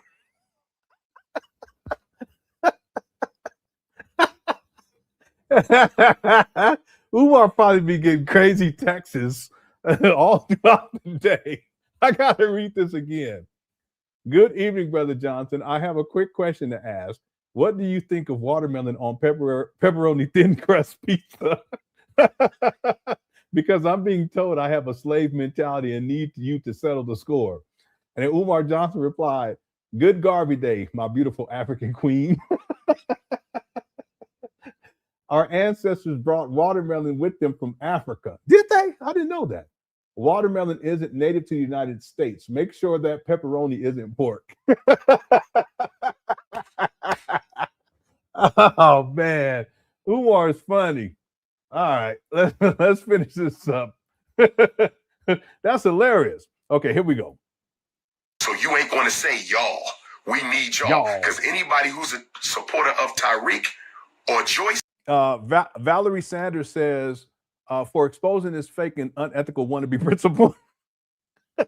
Thank you so much for the super chat. Yeah, he's a fake and he's extremely unethical on many different levels. Okay. And he is a wannabe principal. He pretends, he's always pretending that he's these things that he's not. But that's the narcissism. Like if you're saying you're all these things and it's not commensurate with what you're really doing, like over time, then it's part of narcissism with it's self-aggrandizing, but it's delusions of grandeur. So that's Umar. I want to bring something up too. It's even unethical for Umar to do Black parent teleconferences. It's unethical. Professionals wouldn't do that live for everyone to see. So you got random people getting online telling all their business, and then also telling their children's business. That's the deeper thing. And Umar is giving advice based upon someone who is not even a practicing psychologist or school psychologist, and someone who doesn't even have certifications, let alone a license to do any of that. See, it'd be different if he didn't present himself as such. That would be different, but it's unethical for him to present himself as if he's this psychotherapist, as he's called himself in the past, or a child therapist, as he's called himself, or a child psychotherapist. And then it's also unethical to have people come on and tell all their business and it's exposed to the whole world. That's not how professionals operate. There should be confidentialities associated with all of this stuff. But yeah, he's a fake and he's unethical and he's a wannabe principal, amongst other things. He's a fake. He's a faker. Okay. Thank you, Valerie Sanders. I appreciate the super chat. Thank you. User 225 says Umar Johnson doesn't eat pork because that's cannibal. No, that's not true. We're not User 225. Derek says, dude is lying. If you research hidden colors, receive the most praise. If you research which hidden colors receive the most praise, Hidden Colors 5 was one of the most praised, along with 3 and 1, not 2. Interesting. Which hidden color? I'll just put this. Which hidden colors was most? Let's see. I got the most. I'll say the best, maybe best reviews. That's not even what you're saying, though, huh? Yeah, it just says in general. Oh, we're on Rotten Tomatoes. It does say that it got 89% and that's the highest. That's what it says. I'm surprised. Yeah, they got this on Rotten Tomatoes. I didn't know that. Yeah, they got Kaba on here on Rotten Tomatoes. Yeah, the film is 2 hours from 2011, 89% popcorn meter, 250 ratings. Yeah, people said, I don't know who that is that gave this documentary a half a star, but I'll bet they are a racist white person. And as someone said, no science, no fact, it is propaganda. I think what they're showing is like the lowest one right here. That's probably what they're referring to. Yeah, they got a picture of Umar on here. They sure do. Yeah. They got his birthday, which is, according to him, is Jesus' birthday. Okay, anyway, thanks, Derek. Yeah, I would have to research the other ones to see what their scores and everything. But Umar, he'll make up statistics. That's what he does. He's known for that. He's not a researcher. If you're a researcher, you wouldn't have to make up statistics. He does that all the time. Thanks, Derek. Everyone else, too, thanks for all the super chats. I think we got like maybe 5 more minutes on this video. Here we go. Moist Joyce and Umar Nasheed, you automatically are not a supporter of Dr. Umar Johnson. You if you tell me I like both of y'all, I'm telling you, you like him. You are not a supporter of mine. Ain't no way in hell you going to support me and support a pimp. Ain't no way in hell you going to support me and support somebody who don't even have enough respect. Don't even have enough respect to use black people. What bigger contradiction? What bigger contradiction can there be than to talk about black power in Melanin Nation? But I'm going to use white people. No black person in America is good enough to produce Hidden Colors for me. No black people in America are good enough. Yeah, there were black people involved, though. I think Umar is overstating things. But if you're going to say that this in 2018, then why do you do this in 2023? It's 4 times the size of this here. They both one level. But that is 4 times the size. We got 4 bathrooms in here. We might got 16 over there. Wow. Go ahead and step on in, y'all.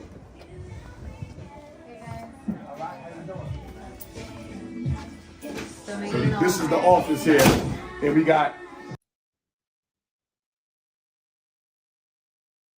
that light on. Now, one of them would have been nice for the studio too, but that's the main office. It's nice. Unless I make one of the classrooms the main office. But I think I keep it here. I never understood why it is that you can see through the ceiling and there's light back there. I never understood that. But I think I keep it here. Yeah, it's nice, man. But you said any one of them could do it though, right? Yeah. Yeah? Okay. I keep that in mind. It's more with the aesthetic over there. Okay. Too. You got that whole like, you got the basketball court. Okay. This is more main office. You want to keep the offices and all. See that guy back there? I got you. Okay. All done? Did you need to bleed it like you said?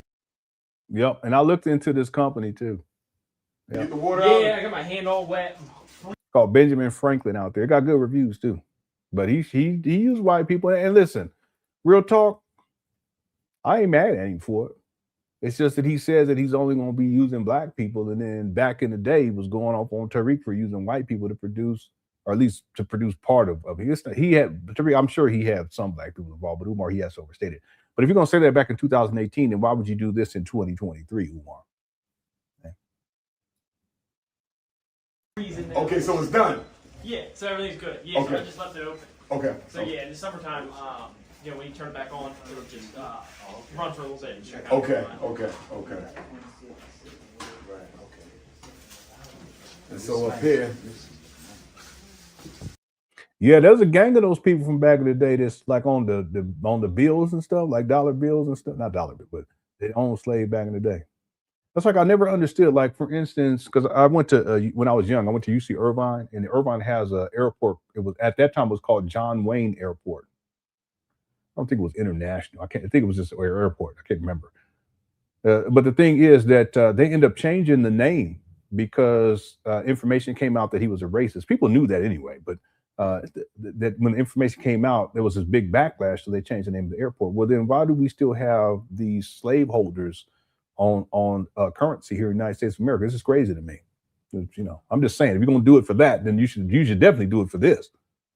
Right? Just because someone was racist, that's one thing, but this person over here that back in the day was racist and had slaves. And one of them was dealing with a young lady too, about not even a young lady, underage slave. I can't remember which one it was. I don't know if he owned any bills or whatever, but I'm just saying, if you're gonna do it, to be fair all the way across the board. Let's take a look at the classrooms. They're all basically the same size.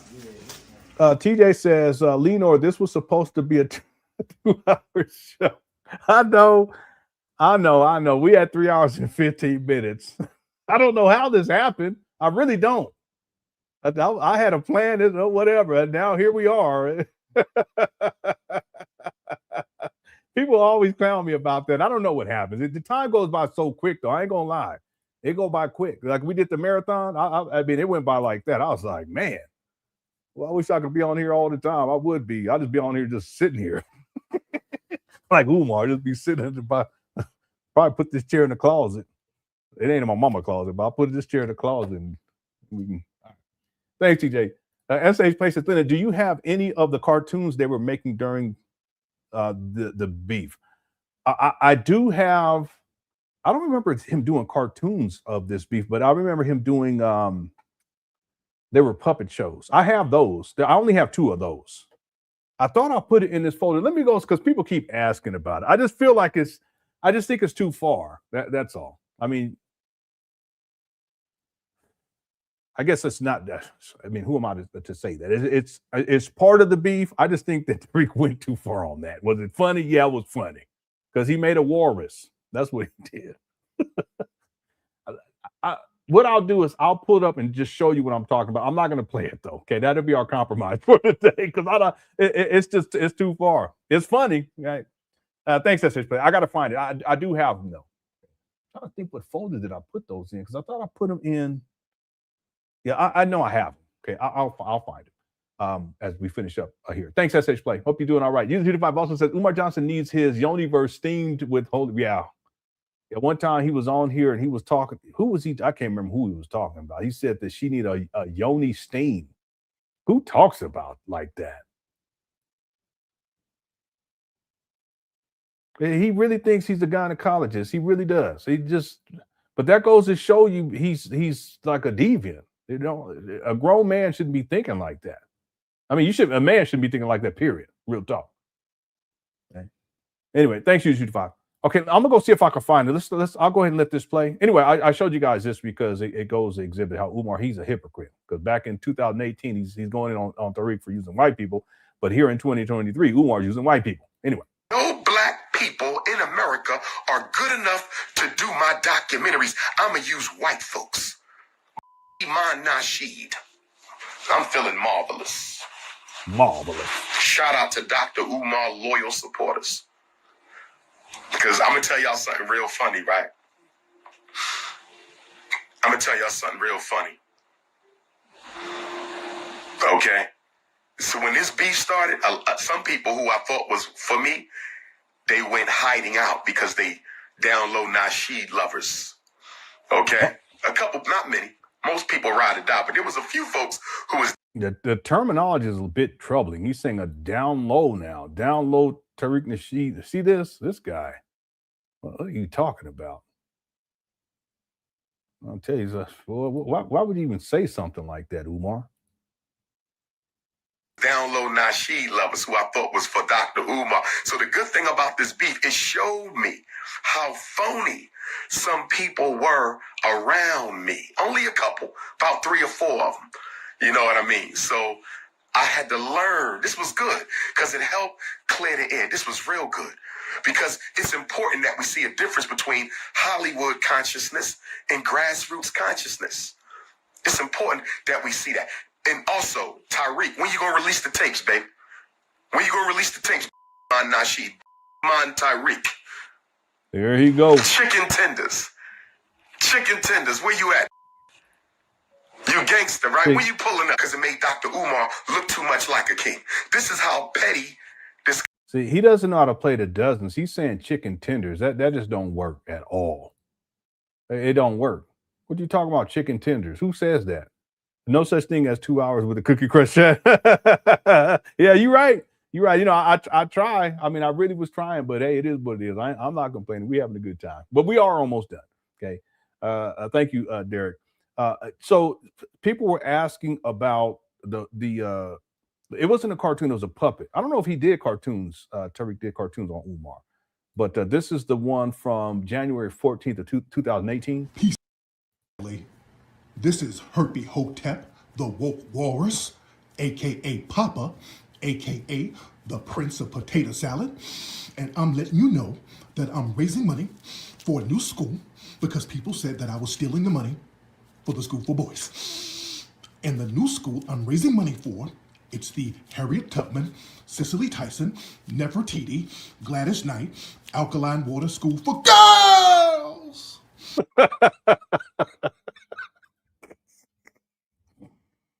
Okay. All right. That's all. And then there's a second one. I'm just going to play a little bit of this one and then we're going to be done. In love, family. This is Herpy Hotep, the woke walrus, a.k.a. Papa, a.k.a. the Prince of Peach Cobbler. And I'm standing outside the Jesse Jackson, O.J. Simpson, Ike Turner School for Boys! Now, people said that I stole the money for the school, and I just want to give people a tour of the school. At my school, we have state-of-the-art obstacle course equipment because at my school, we're going to teach military science. At my school, we have multi-million-dollar state-of-the-art binoculars because we're going to teach oceanography. At my school, we have state-of-the-art automobiles because we're going to teach driver's education. At my school, we have state-of-the-art computers because we're going to teach website development. At my school, we have multi-million-dollar high-power telescopes because we're going to teach astronomy. At my school, the Jesse Jackson, O.J. Simpson, Ike Turner School for Boys, we have some of the best lubricants from Kemet because we're going to teach sex education. Oh, no. That's too far. All right. So those are the two things that I have. And I don't know if they did cartoons, but I feel it's just over the top. It's funny, but I feel it's over the top. Okay. All right. Thank you, SH Play, for that super chat. User 225 says cookware chat is 225 good at running dozens on Umar. Hit the one. Yeah, you are. It's just you go too far too. Okay. Tariq with them puppets, he went too far. You go too far too. Okay. It is funny, right? So I'm not gonna act like it's not, but I really didn't want to show those. Okay? I showed too much, but I can't help myself. Okay. Let's finish this up. We're at the end. I know I've been saying that for like almost an hour. Here we go. This is how petty this coward is. And then, shout out to the Doc Bookstore, Fort Worth, Texas. You know, y'all might not mess with me or not. I don't care. I'm just speaking the facts. But y'all remember when y'all wanted to show Hidden Colors and Tariq never sent y'all the DVD? Y'all remember that? See, this is Umar. He's mad about this. He's been harboring this for a long time. Remember we were talking about how Umar harbors things, and then at a certain point, he has an opportunity to kind of vent, and then he just jumps out the window. That's what he's doing right here. Anybody don't believe me, call the Doc bookstore. Call the Doc bookstore. They might not say nothing because they probably still need to buy some Hidden Colors from Nasheed. They paid Nasheed to show Hidden Colors. They paid Nasheed to show Hidden Colors, and Nasheed never sent them the DVD until after Dr. Umar's visit. Nasheed never sent them the See how mad he is? DVD until after they were supposed to show. He sabotaged those sisters. That Here he go. That's his favorite word is sabotage. no good Nasheed. No good Nasheed sabotaged those sisters. They paid you. They had a whole room full of people who wanted to see Hidden Colors, and they couldn't even watch it because you sabotaged it because you ain't want me to be. All right, womp womp. Yeah, I know. It is. It's hilarious, especially when he goes for education. He got that because Umar does that. He does that. Astronomy. yeah, that's his daughter. It was. Yeah, that kind of lake out here. They made a what you call it, like a eddy, and then people have been taking their boats out. I was like, I should get a boat and do that. Well, I would really. I ain't gonna do it though. I ain't gonna spend no money on no boat. But anyway, that would be awesome. Okay. You coward, and then you did it 2-3 more times, and then you did it astronomy, 2-3 more times, and then you did it 2-3 more times. You coward! Why would you do that, bro? Yeah. Why would you do? This man helped make your. Yeah. It's not your movie, Umar, but Umar, that's that entitlement. He feels as if he owns it. What's up, James? Salute. Umar, he feels entitled to Hidden Colors. It's not his movie. Okay. DVD, an international hit. Umar Johnson is the reason Hidden Colors. Yeah, I didn't even think about that. Why didn't he just buy the movie and then play the DVD at the venue? I didn't even think about that.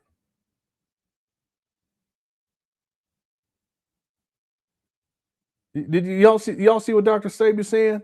Why didn't Umar just buy a DVD and then take the DVD to the venue and just play it at the venue?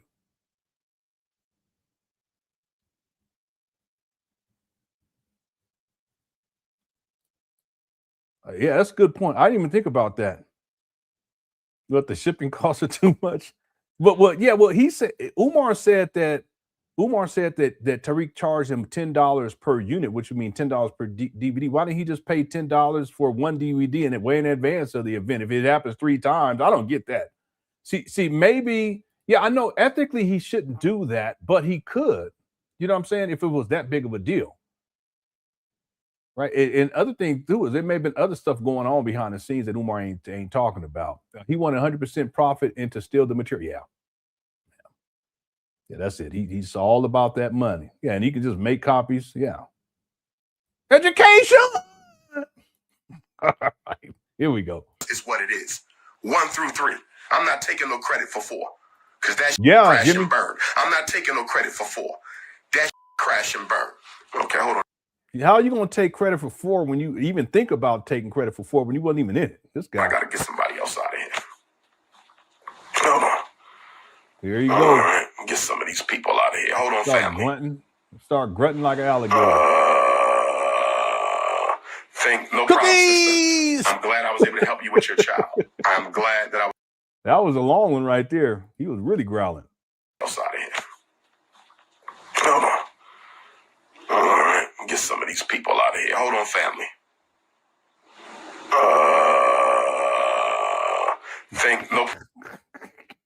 This guy, he sound like a dolphin. No, I think he sound like an alligator or a crocodile. I know they'd be making that sound. Yeah, this is true, Candid. You can't do that copyright infringement. Yeah, but Umar, he's a criminal. He might as well.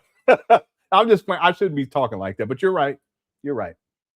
But what I'm saying is that if the DVD was supposed to be shipped to this venue. Why didn't Umar have a copy in the first place? And then why would this happen 3 times in a row? Wouldn't you have a copy by a certain point? Because it sounds, see, the reason why I'm saying this, Candid, is because the way that Umar is spinning this, it's as if they had already agreed that Tariq was going to send the DVD, but for whatever reason he didn't. So if he agreed to send it, what the first time and didn't, why don't you just buy a DVD and just use that if there's already an agreement that you could show the film? You see what I'm saying? That's all. That's the only thing. I'm trying to make sense. I actually think there was more going on behind the scenes. Umar's not mentioning all of that. That's what I think. Thanks, Candid. But you're right. Problem, sister. I'm glad I was able to help you with your child. I'm glad that I was able to help you with your child. That's what I do. Yeah, he just grunted. I got receipts in the hood. Okay, I got receipts in the hood. Cut it out. Receipts in the hood. This guy. Sniffing. Okay, I'm not proving nothing, sister. I'm just clarifying because people be having questions. And Nasheed did a lot of videos with a lot of lies in it, you know. I'm just clarifying that in 2011, I was the hottest thing in Black America. That's why I was in Hidden Colors, and that's why I'm the reason. No, that's not. The Hidden Colors 1 came out in 2011, so that doesn't make sense, Umar. You're actually hurting your cause by saying that in 2012. Umar didn't become, let's say, an international preacher and speaker until ended around 2013, going into 2014. That's why he was able to get so much money for the St. Paul school scam in a very short period of time. Anyway, Hidden Colors became successful, right? I got paid $500 per Hidden Colors. Oh, womp womp. Okay, that's standard. Nasal drip dripping. That's what that is. He got that post nasal drip. He's had that problem for a long time. It's actually gotten worse over the decade. Over the last, really, because the first time I saw it was in 2012, I think. So the last 14 years, it's really bad now. And a $500 donation for the school. I got paid $500. Just be thankful. See, that's what I'm saying. The spirit of gratitude. Be thankful for that $500. Be thankful. Why you got to complain about it? See, he's greedy. He wants more and more money. He thinks because he was in the film that Tariq has to give more money. That's not how that works. He didn't have to give any money for Hidden Colors for this fake funky school in the first place. Plus, he paid you for Hidden Colors. $100 for Hidden Colors plus a $500 donation for the school. $2,000. It wasn't about the money. It wasn't about the money. I didn't have a problem with that. You know what I had a problem with? The $500 school donation? Hell yeah. You don't give a man $500 who gave you 3 DVDs and made them international. You don't give a man $500 for a school fundraiser. Okay, see this? Umar, you didn't give Tariq 3 DVDs. You were interviewed and paid for these interviews. And Tariq created the Hidden Colors series, and it's not because of you.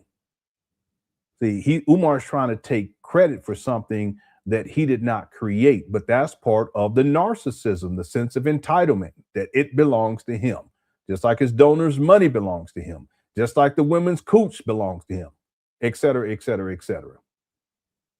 Who gave you 3 DVDs and made them international. But not only that, when it came time for me to show Hidden Colors in London, I ain't want to show it because I don't with you, but the brothers and sisters in London wanted to see the movie. The brothers and sisters in London wanted to see it, so I said, Nasheed, I want to show this 3 times. Nasheed said, you got to pay me $500 a showing. I was like, huh? I'm the reason you even making money off this shit. I got to pay to show a DVD that I was in. I have to pay to show a DVD that I was in. Hold on. Okay, let me get rid of this dude. All right. Almost done. So anyhow, I had to pay Nasheed $1,500, and then I had $1,500 for the 3. Okay, again, Umar doesn't understand basic business. The idea is that if you pay $500 in order to screen the film, it's not your intellectual property, because this is basic business. Then what you do is that you make sure that the people who are in attendance, who attend, that they pay enough money to cover that expense of $500 plus additional, right? So that you can make a profit as well. That's all that is. It's basic business. So let's say if there's going to be 100 people there and it's 500, you want to make sure that the ticket sales are at least $5 so that you recoup that 500 that you spent to show the film. So and then if you say it's $10, well, then you're going to make a profit of about $5 per person. So you'll make $500. If you say it's $20, which is more in line. You can even say $35. The more and more higher you go, the more profit you're going to make.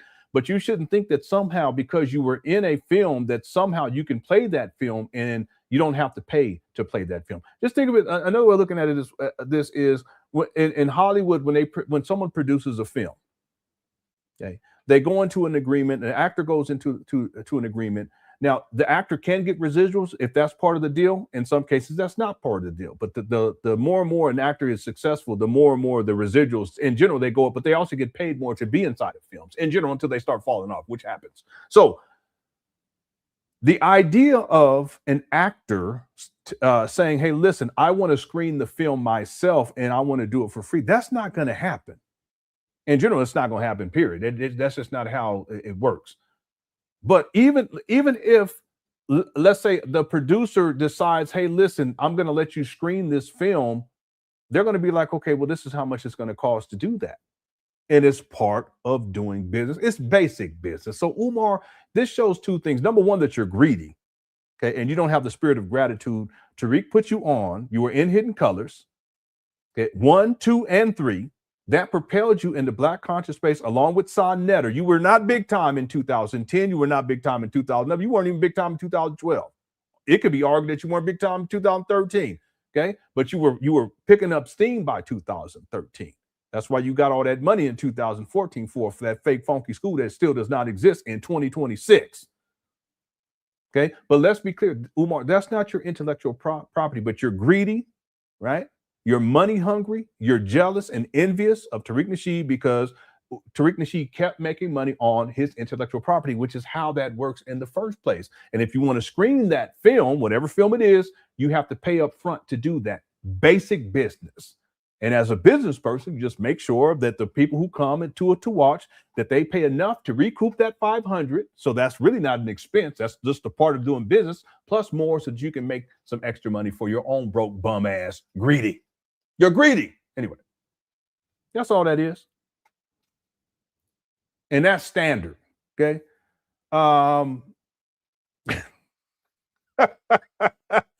Yeah, this is probably earlier when I was playing the puppet, the puppet thing. I didn't pay to play the whole thing. Okay. Well, I played the whole one of them, but I played half of the other one. Okay. Yeah. Anyway, it was a puppet. It was a walrus because Tariq was calling Umar a walrus looking. Anyway, I can't finish I could, but I ain't gonna tell you what else he said. Thanks, Miranda. Well, SH Play says this is another one of Umar Johnson characters he's playing. Who is the real Umar? You're absolutely right. This is another Umar. Now, is this the full blown King Kong consciousness character? No. The full blown King Kong consciousness character, that's what we see in the SETI rant. Okay, because Umar was way over the top. I mean, he was literally trying to act like a thug. This time around, he's not doing that. Someone made a comment about this too. I can't remember who the person is because Umar has his glasses on. You know, he's still agitated and angry. But there's a difference, and part of the reason why is because with the SETI rant, Umar's responding to SETI, and SETI's video that he did to Umar that triggered Umar, and Umar went ballistic. The way that SETI talked, it was more hood-like, right? It was, if that makes sense. What we would call is more ghetto-centric, if it's ghetto, right? Some people say ratchet, okay? And so Umar tried to match that. That's why he's overdoing it. It's still acting, but he's overdoing it. Okay, now in this situation, it's different because it's not like Tariq was coming on trying to be a thug towards Umar. That's not what it is, right? But Umar, he still has to go at Tariq on a certain level, but he doesn't go full-blown King Kong conscience's fake thug character, okay? It's simmered down a bit in this presentation, but it goes to show you he has so many different characters that he taps into, and this is one of them that we see right here, okay? Yeah, that's a good question. Who is the real Umar? Yeah, who's the real Umar? All right. Thank you, SH Play. Okay, am I all caught up with the super chats? Because we're going to finish this up, right? Okay, U225 says, International Ifatunda because Umar Johnson's cookies are open board. No. Derek says the venue was in London. He wanted more than 100% profit because the currency in London is more valuable than the dollar. He was trying to finesse. That's a good point. Probably. Yeah, conversion rate. See, that's what I'm saying. He's so greedy. If you can get $10 a unit, you pay it because you can sell them for 20, right? You can bump it up to 25, and then with the conversion rate, you're gonna be making what, 30, maybe a little more than that. But let's say 30 off of 20, off of a $10 investment, and it's not even your intellectual property. What is he complaining about? See, he's so greedy. He's so greedy, and he doesn't understand business. See, that's the thing about Umar is he burns bridges, and when he burns bridges, he's actually burning opportunities to make more money. See, that's why even to this day, I said this a long time ago. It doesn't matter what people like Umar does, or how much money he gets, or Jay Morrison, how much money he gets, or Polite, how much money he got, or Nature Boy, how much money he got, or Zaza Ali back in the day when she was scamming, how much money she gets, or she got back then when she was scamming. It doesn't matter. They're always going to end back up where they started from because they're so greedy and money hungry that they're going to burn bridges along the way. And that's precisely what Umar did here. Can you imagine? I don't know what hidden colors they're working on, that Tariq is working on now, but can you imagine where Umar would be where he would be today? He wouldn't be living in his mama closet, and it would be, well, he may still be because he's such a bum. But can you imagine where Umar would be if he simply maintained the relationship with Tariq Nasheed and kept it on the up and up, and operated as someone who was running a business and going into business with Tariq to screen the film all around the world? Umar pays a certain fee to show the film, but then also to buy half off on DVDs, and then he goes on a tour and just make it contractual, and he does that, and he's in Hidden Colors 1, Hidden Colors 2, Hidden Colors 3, Hidden Colors 4, and I think they're on. Someone said 6. He's in Hidden Color 5, and then here we are in 2026. He's working on Hidden Color 6. Just think about that from a business perspective, and it would have benefited Tariq Nasheed too. But see, Umar was so greedy, and it doesn't matter how much money he gets with the FDMG school scam, he's always going to end back in the same place where he was, just like with Jay Morrison. It was over $10 million, and he's right back where he was before. Okay? All right. Thank you, Derek. That's a good point. Really good point. And then your kids was here says Umar should have had his own screening on the big. Oh my God. He should have had his own screening on the big back TV in his mama closet. Yeah. He could have put it on, right? And then just put his cell phone and live streamed it. He held it on phone the whole time. Just you know what I'm saying? Like it's on the TV. He just hold it in his mama closet and live stream it on YouTube. Okay. That's funny. Yeah, I don't think he's ever had no big back TV in mama closet. Ain't enough space in there. There's too much junk in there for a big back TV. Okay, thanks. Your kids will see this. Also, Munya says, thank you. Oh, you're so welcome. Thank you. Okay. I appreciate it. I do. Anytime people say thank you or we had a good show, I take that to heart. I appreciate it. I really do. I do get messages from people that be saying all kind of horrible stuff to me. So whatever I get supply, I really appreciate it. Thank you for that. And you are so welcome. All y'all. Okay. Everyone inside the Cookie Crush chat. I enjoy it. And then tomorrow we'll be back because we're at the end of this video. We'll be back because I have another video, the Tariq's final response to all of this. And this is the video where he actually shares a lot of information about when he recorded Umar and where he recorded Umar at. It's very telling. I have it in a documentary too already. I put some clips in it of this because it shows you that Umar wasn't a professional. He didn't have a professional office when they filmed Hidden Colors. And that would have been filmed his interview for Hidden Colors, which would have been either in 2010 or early 2011. I would think it was late 2010 because Tariq would have had needed enough time to edit all of the video footage and then turn it into the film. And there's a whole process that it's tedious work. So we'll get into that one tomorrow. Okay. In fact, this is the video right here. Cracking. You who's like mad at the world. You mad at the world because you've been a broke, dusty all your life. And you felt like the world owes you because you're a smart dude. You are a smart dude and you're a teacher. That's a sense of entitlement that the world owes him. And teachers are really underpaid. Teachers are underpaid. And with an egotistical like that, I'm so smart and I'm not getting no money. Yeah. So then your ego gets into play. And that's why that anger, that's where that anger is coming from. Mm-hmm. Everywhere Umar goes, every single day of his life, they remind Umar of another man put him on. And there's nothing wrong with that if you're secure. Yeah, that's true. I always give props to Francis Cress Welsing. I learned a lot from Francis Cress Welsing. That was my mentor. Yeah, I mean, he's really making some good points here. And that's what I mean by the spirit of appreciation and being thankful and grateful for what other people do for you. You know, and the same thing here. You guys have blessed me tremendously, and I don't take it for granted. Okay, I don't. I'm appreciative. I will eternally be appreciative. Okay, Umar, he doesn't have that.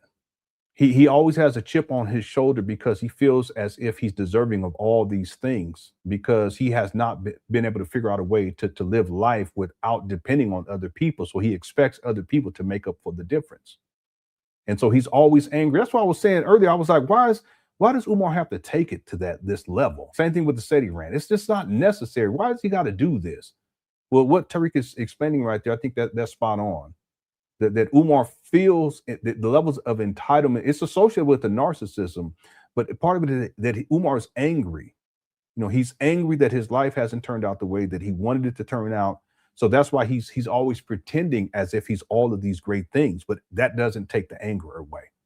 And he's not getting money like Tariq was getting money from the Hidden Colors series, and Tariq is still getting money from that. So Umar has anger issues associated with jealousy and envy. And till this day, it's an issue with Umar. But see, if he had the spirit of appreciation, he wouldn't have gotten to, none of this would have gotten to this point. He could have maintained a relationship with Tariq Nasheed and did Hidden Colors number 4, number 5, and then now be in 6, and just approach this as a business. You know, yeah, you're going to pay Tariq in order to show the film, to screen the film, but you're going to make your money. I mean, you didn't put the film together. I don't get that. Well, I get it now. See, Umar, it's just, he's envious, he's greedy, he was angry, and he didn't have the spirit of appreciation. There's a lot of people that, listen, real talk, I'm just going to say it, I put on dealing with this Umar Johnson saga, and they turned on me. I didn't appreciate that. That's why I always have to have appreciation for when people come to the live stream, people hit that like button, you know, the super chats, all this kind of stuff. Have the spirit of appreciation. You guys would be surprised at what happens in your life when you have that. And many of you guys probably already do, but if you don't, life really does. It changes. Things change for you. Just having the spirit of appreciation and gratitude, even when things aren't going the way that you want. See, but Umar hasn't learned that lesson. He's not wise in that way. And he's going to remain angry because he hasn't learned that lesson. Okay, so again, thank you, Munya, and everyone else inside of the Cookie Crush chat for all of y'all support. You guys have blessed me tremendously. Okay, let's finish up with this other bit. It's like 2 minutes left. I know I keep saying it, but here we go. And then I had to pay Nasheed $500 for 50 copies of Hidden Colors. I had to pay Nasheed $500 for 50 copies of Hidden Colors. Okay, that's a deal. Just sell them for at least 20, and you make a profit. That's all it is. He charged me the same amount he charged everybody else, and then I have to pay him $1,500 for the 3. See, he maybe when he's saying he charged everybody else, maybe everybody else in the film. That's not what Tariq was charging for those DVDs. From what I remember, he wasn't charging $10, was he? Anybody remember? Let me know. I think he was charging at least 20. But maybe Umar is saying that he charged everyone else in the film $10 a DVD, but he expected that he was going to get a special discount or something. No, that's a great deal. You just sell them for at least 20, you make a profit. I mean, Umar's not paying for printing costs. He's not paying for shipping costs. He's not having to pay any of that. He didn't have to pay for production costs. Viewings. Do y'all know what that means? Do you know what that means? I'm going to answer your question in a minute. Yeah, that's what I remember. SH Play, it was around $20. Okay, and then I think there's other ones. I think he was charging more, like when the series really started blowing up. But from what I remember, it was around $20. Yeah. Right after I block you, I'm gonna answer your question right after I block you. Yeah, he did. Yeah, and that's business. Tariq bore the risk, so he should bear the reward. It's really that simple. Somebody said next time make it. I'm gonna play that to Okay. close out. So I had to give Nasheed the $2,000 right back. I had to give Nasheed the $2,000 he gave me. I had to give it right back. $500 for 3 hidden colors, $500 FDMG donation. Then I had to turn around and pay $1,500 for 3 viewings in England and a $500 for 50 copies of Hidden Colors. Yeah, but see, you could have made that money back. Don't just get 50. You should go for I don't know, 500 copies and take those bad boys over to the UK, sell them for double the price, sell them for the venue, but then also go to the different spots in that area. See what I'm saying?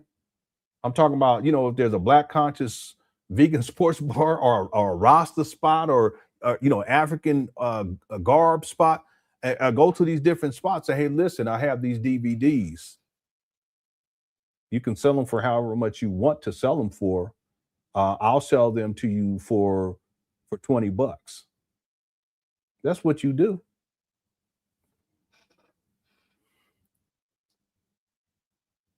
He ain't got no business sense whatsoever. This is the end right here. That's what that Iman did. Iman Nasheed. Iman. That's why after Hidden Colors 3, I said I wasn't doing no more. All right, that's the end of it right here. And no, I don't think that's what happened. I think Tariq Nasheed said, I'm not dealing with Umar anymore because, let me see. Let me go look in the timeline. And then we'll be done. When did, what was it? Hidden Colors. This would be Hidden Colors. Let's go with 3 because that was the last one he was in. Come out.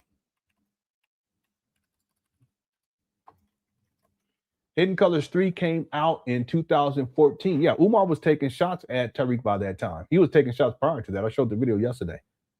So no, Umar, it's not that you decided not to be in Hidden Colors 4.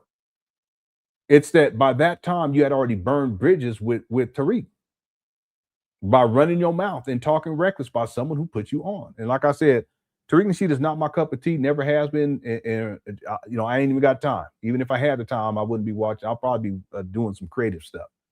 But in all fairness, Tariq put you on, Umar, and you should have had the spirit of appreciation and gratitude, but you're so arrogant and insecure, and you think you all that, but you living in your mama closet at the age of 51, about to be 52, with no wife, a deadbeat, don't take care of none of your kids, got child support problems, and collected $3 million and ain't got a pot to piss in.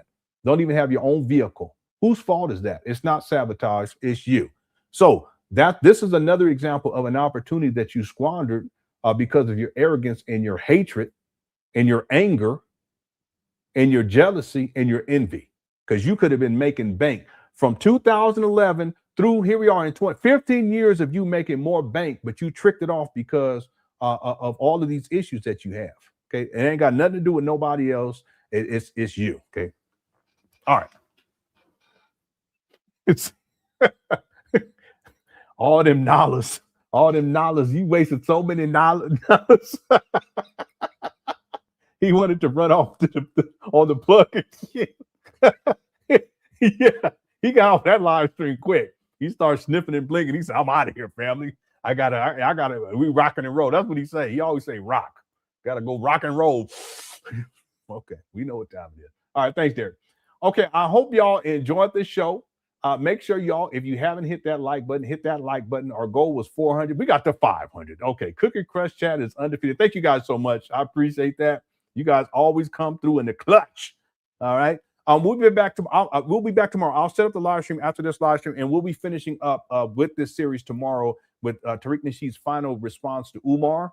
And then what we'll do on Thursday is we'll get into the most recent Umar Johnson interviews, where he gives some very brief but concerning updates on FDMG. Okay, so that'll be the plan. Thanks to the mods for handling business. Everyone in the Cook Race chat, thank you for tuning on in.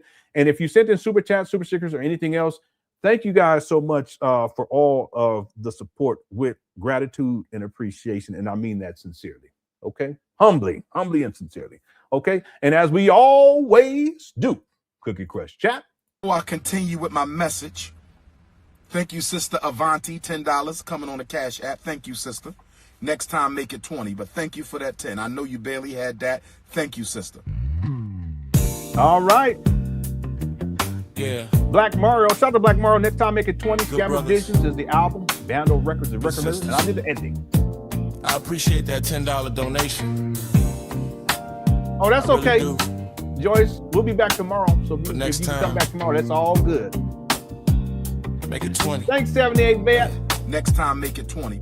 She came up smiling after the program was through. There she go. Said, brother, here's $10. I'm supporting you. Thanks, Kingdom. I looked at the queen and I nodded my head. Yeah, that's real Said, talk. thank you, sister. Then this is what I said. Next time, make it 20. Times are hard. I understand. Everybody doing the best they Salute, Black Mario. can. But dreams this big take more than hope. We're trying to build, not barely cope. Everybody Oh, you so welcome. Thank you. Thank you so much, Renee, for We tweeting not in. selling water ices. Thank you. We building institutions, family. Yeah, we had a wonderful time. Thanks, SJ. Good to see you too. Hope everything's going well with you, bro. We not selling water ices. We building institutions, family. Yeah, you welcome, Lynn. Next time, Thanks, Dr. make Beck. it 20. If the blessings come your way, I appreciate Thanks, the Dr. Beck. 10. But here's what I gotta say. Next time, make it 20. Let the whole congregation see. Thanks, Dr. Sebi. Yeah, you made a good point today, bro. I didn't even think about that. We building Make it institutions, family. Hey. Yeah, thank you. Yeah, Derek. Oh, don't do that. Don't do that. Yeah, thanks, James. People asking questions every single day. That's a cool name. How you gonna build it? How Oh, that's you cool. gonna pay? Yeah. Right on. Yeah, I say one Black Mario did donation, this. one dream at a time. Thanks, MP. Everybody Welcome. pitching in to help us Good climb. night. Next time, yeah. This ain't about quick fixes. This ain't John. about little gimmicks. Trying to leave something standing tall for the next generation and all. We not discing flat tires. We not selling water ices. We Yeah, thanks, building your kids will see this. institutions, family.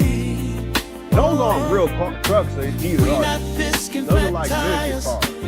We not selling water ices. We building institutions, family. Next time, make it 20. If the blessings come Yeah, he your really way, is, Joyce. He is. I appreciate the 10. Oh, yeah, let me Here's close off. what I gotta say. One more line about gangster bootleggers. Next time, make it 20. 94%. Let the whole congregation see. Yeah, we have such a good time. There she goes. There she goes. We building Christine, not institutions, Christine. family. Thanks, Sports Bet. I can't remember her name right now. I was going to say Christine. Something like that. Salute, James. Thank you so much, bro. Institution That works. builders. Thanks, Akilo.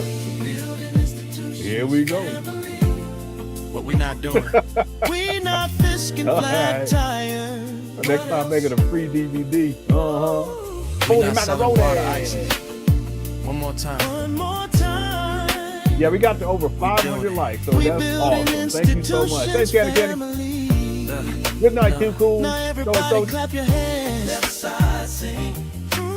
We not fisking Yeah, flat she's tires. famous. I wish we could get in contact with her to have her on the show. Everybody That would be together. awesome. We can send her some Building cash app. institutions, family. 20 cash app.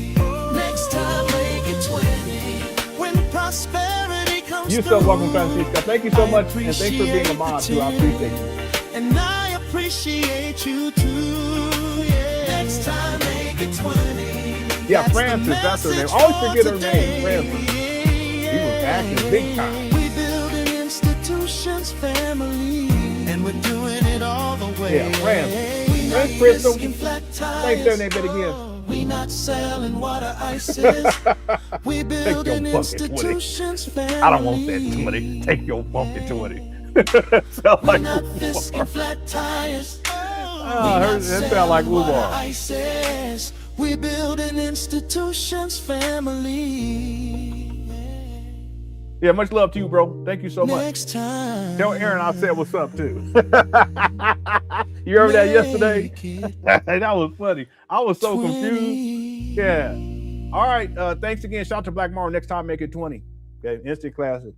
Okay, we'll be back tomorrow. We will be back tomorrow. Thank you guys again for tuning on in. Again, thanks to the mods, everyone inside the Cookie Crush chat. Thank you for tuning on in. Okay, I'll set up the show right after this live stream. And if I have time, I have a dental appointment. I don't even know if my mouth gonna be right for tomorrow. We'll see. But if I have time during the day, I'll get on here for members only, and because I want to cover some of the more recent Umar Johnson stuff. Okay, but don't hold me to it. It just depends on my time, and I got to see what they're gonna be doing with my mouth.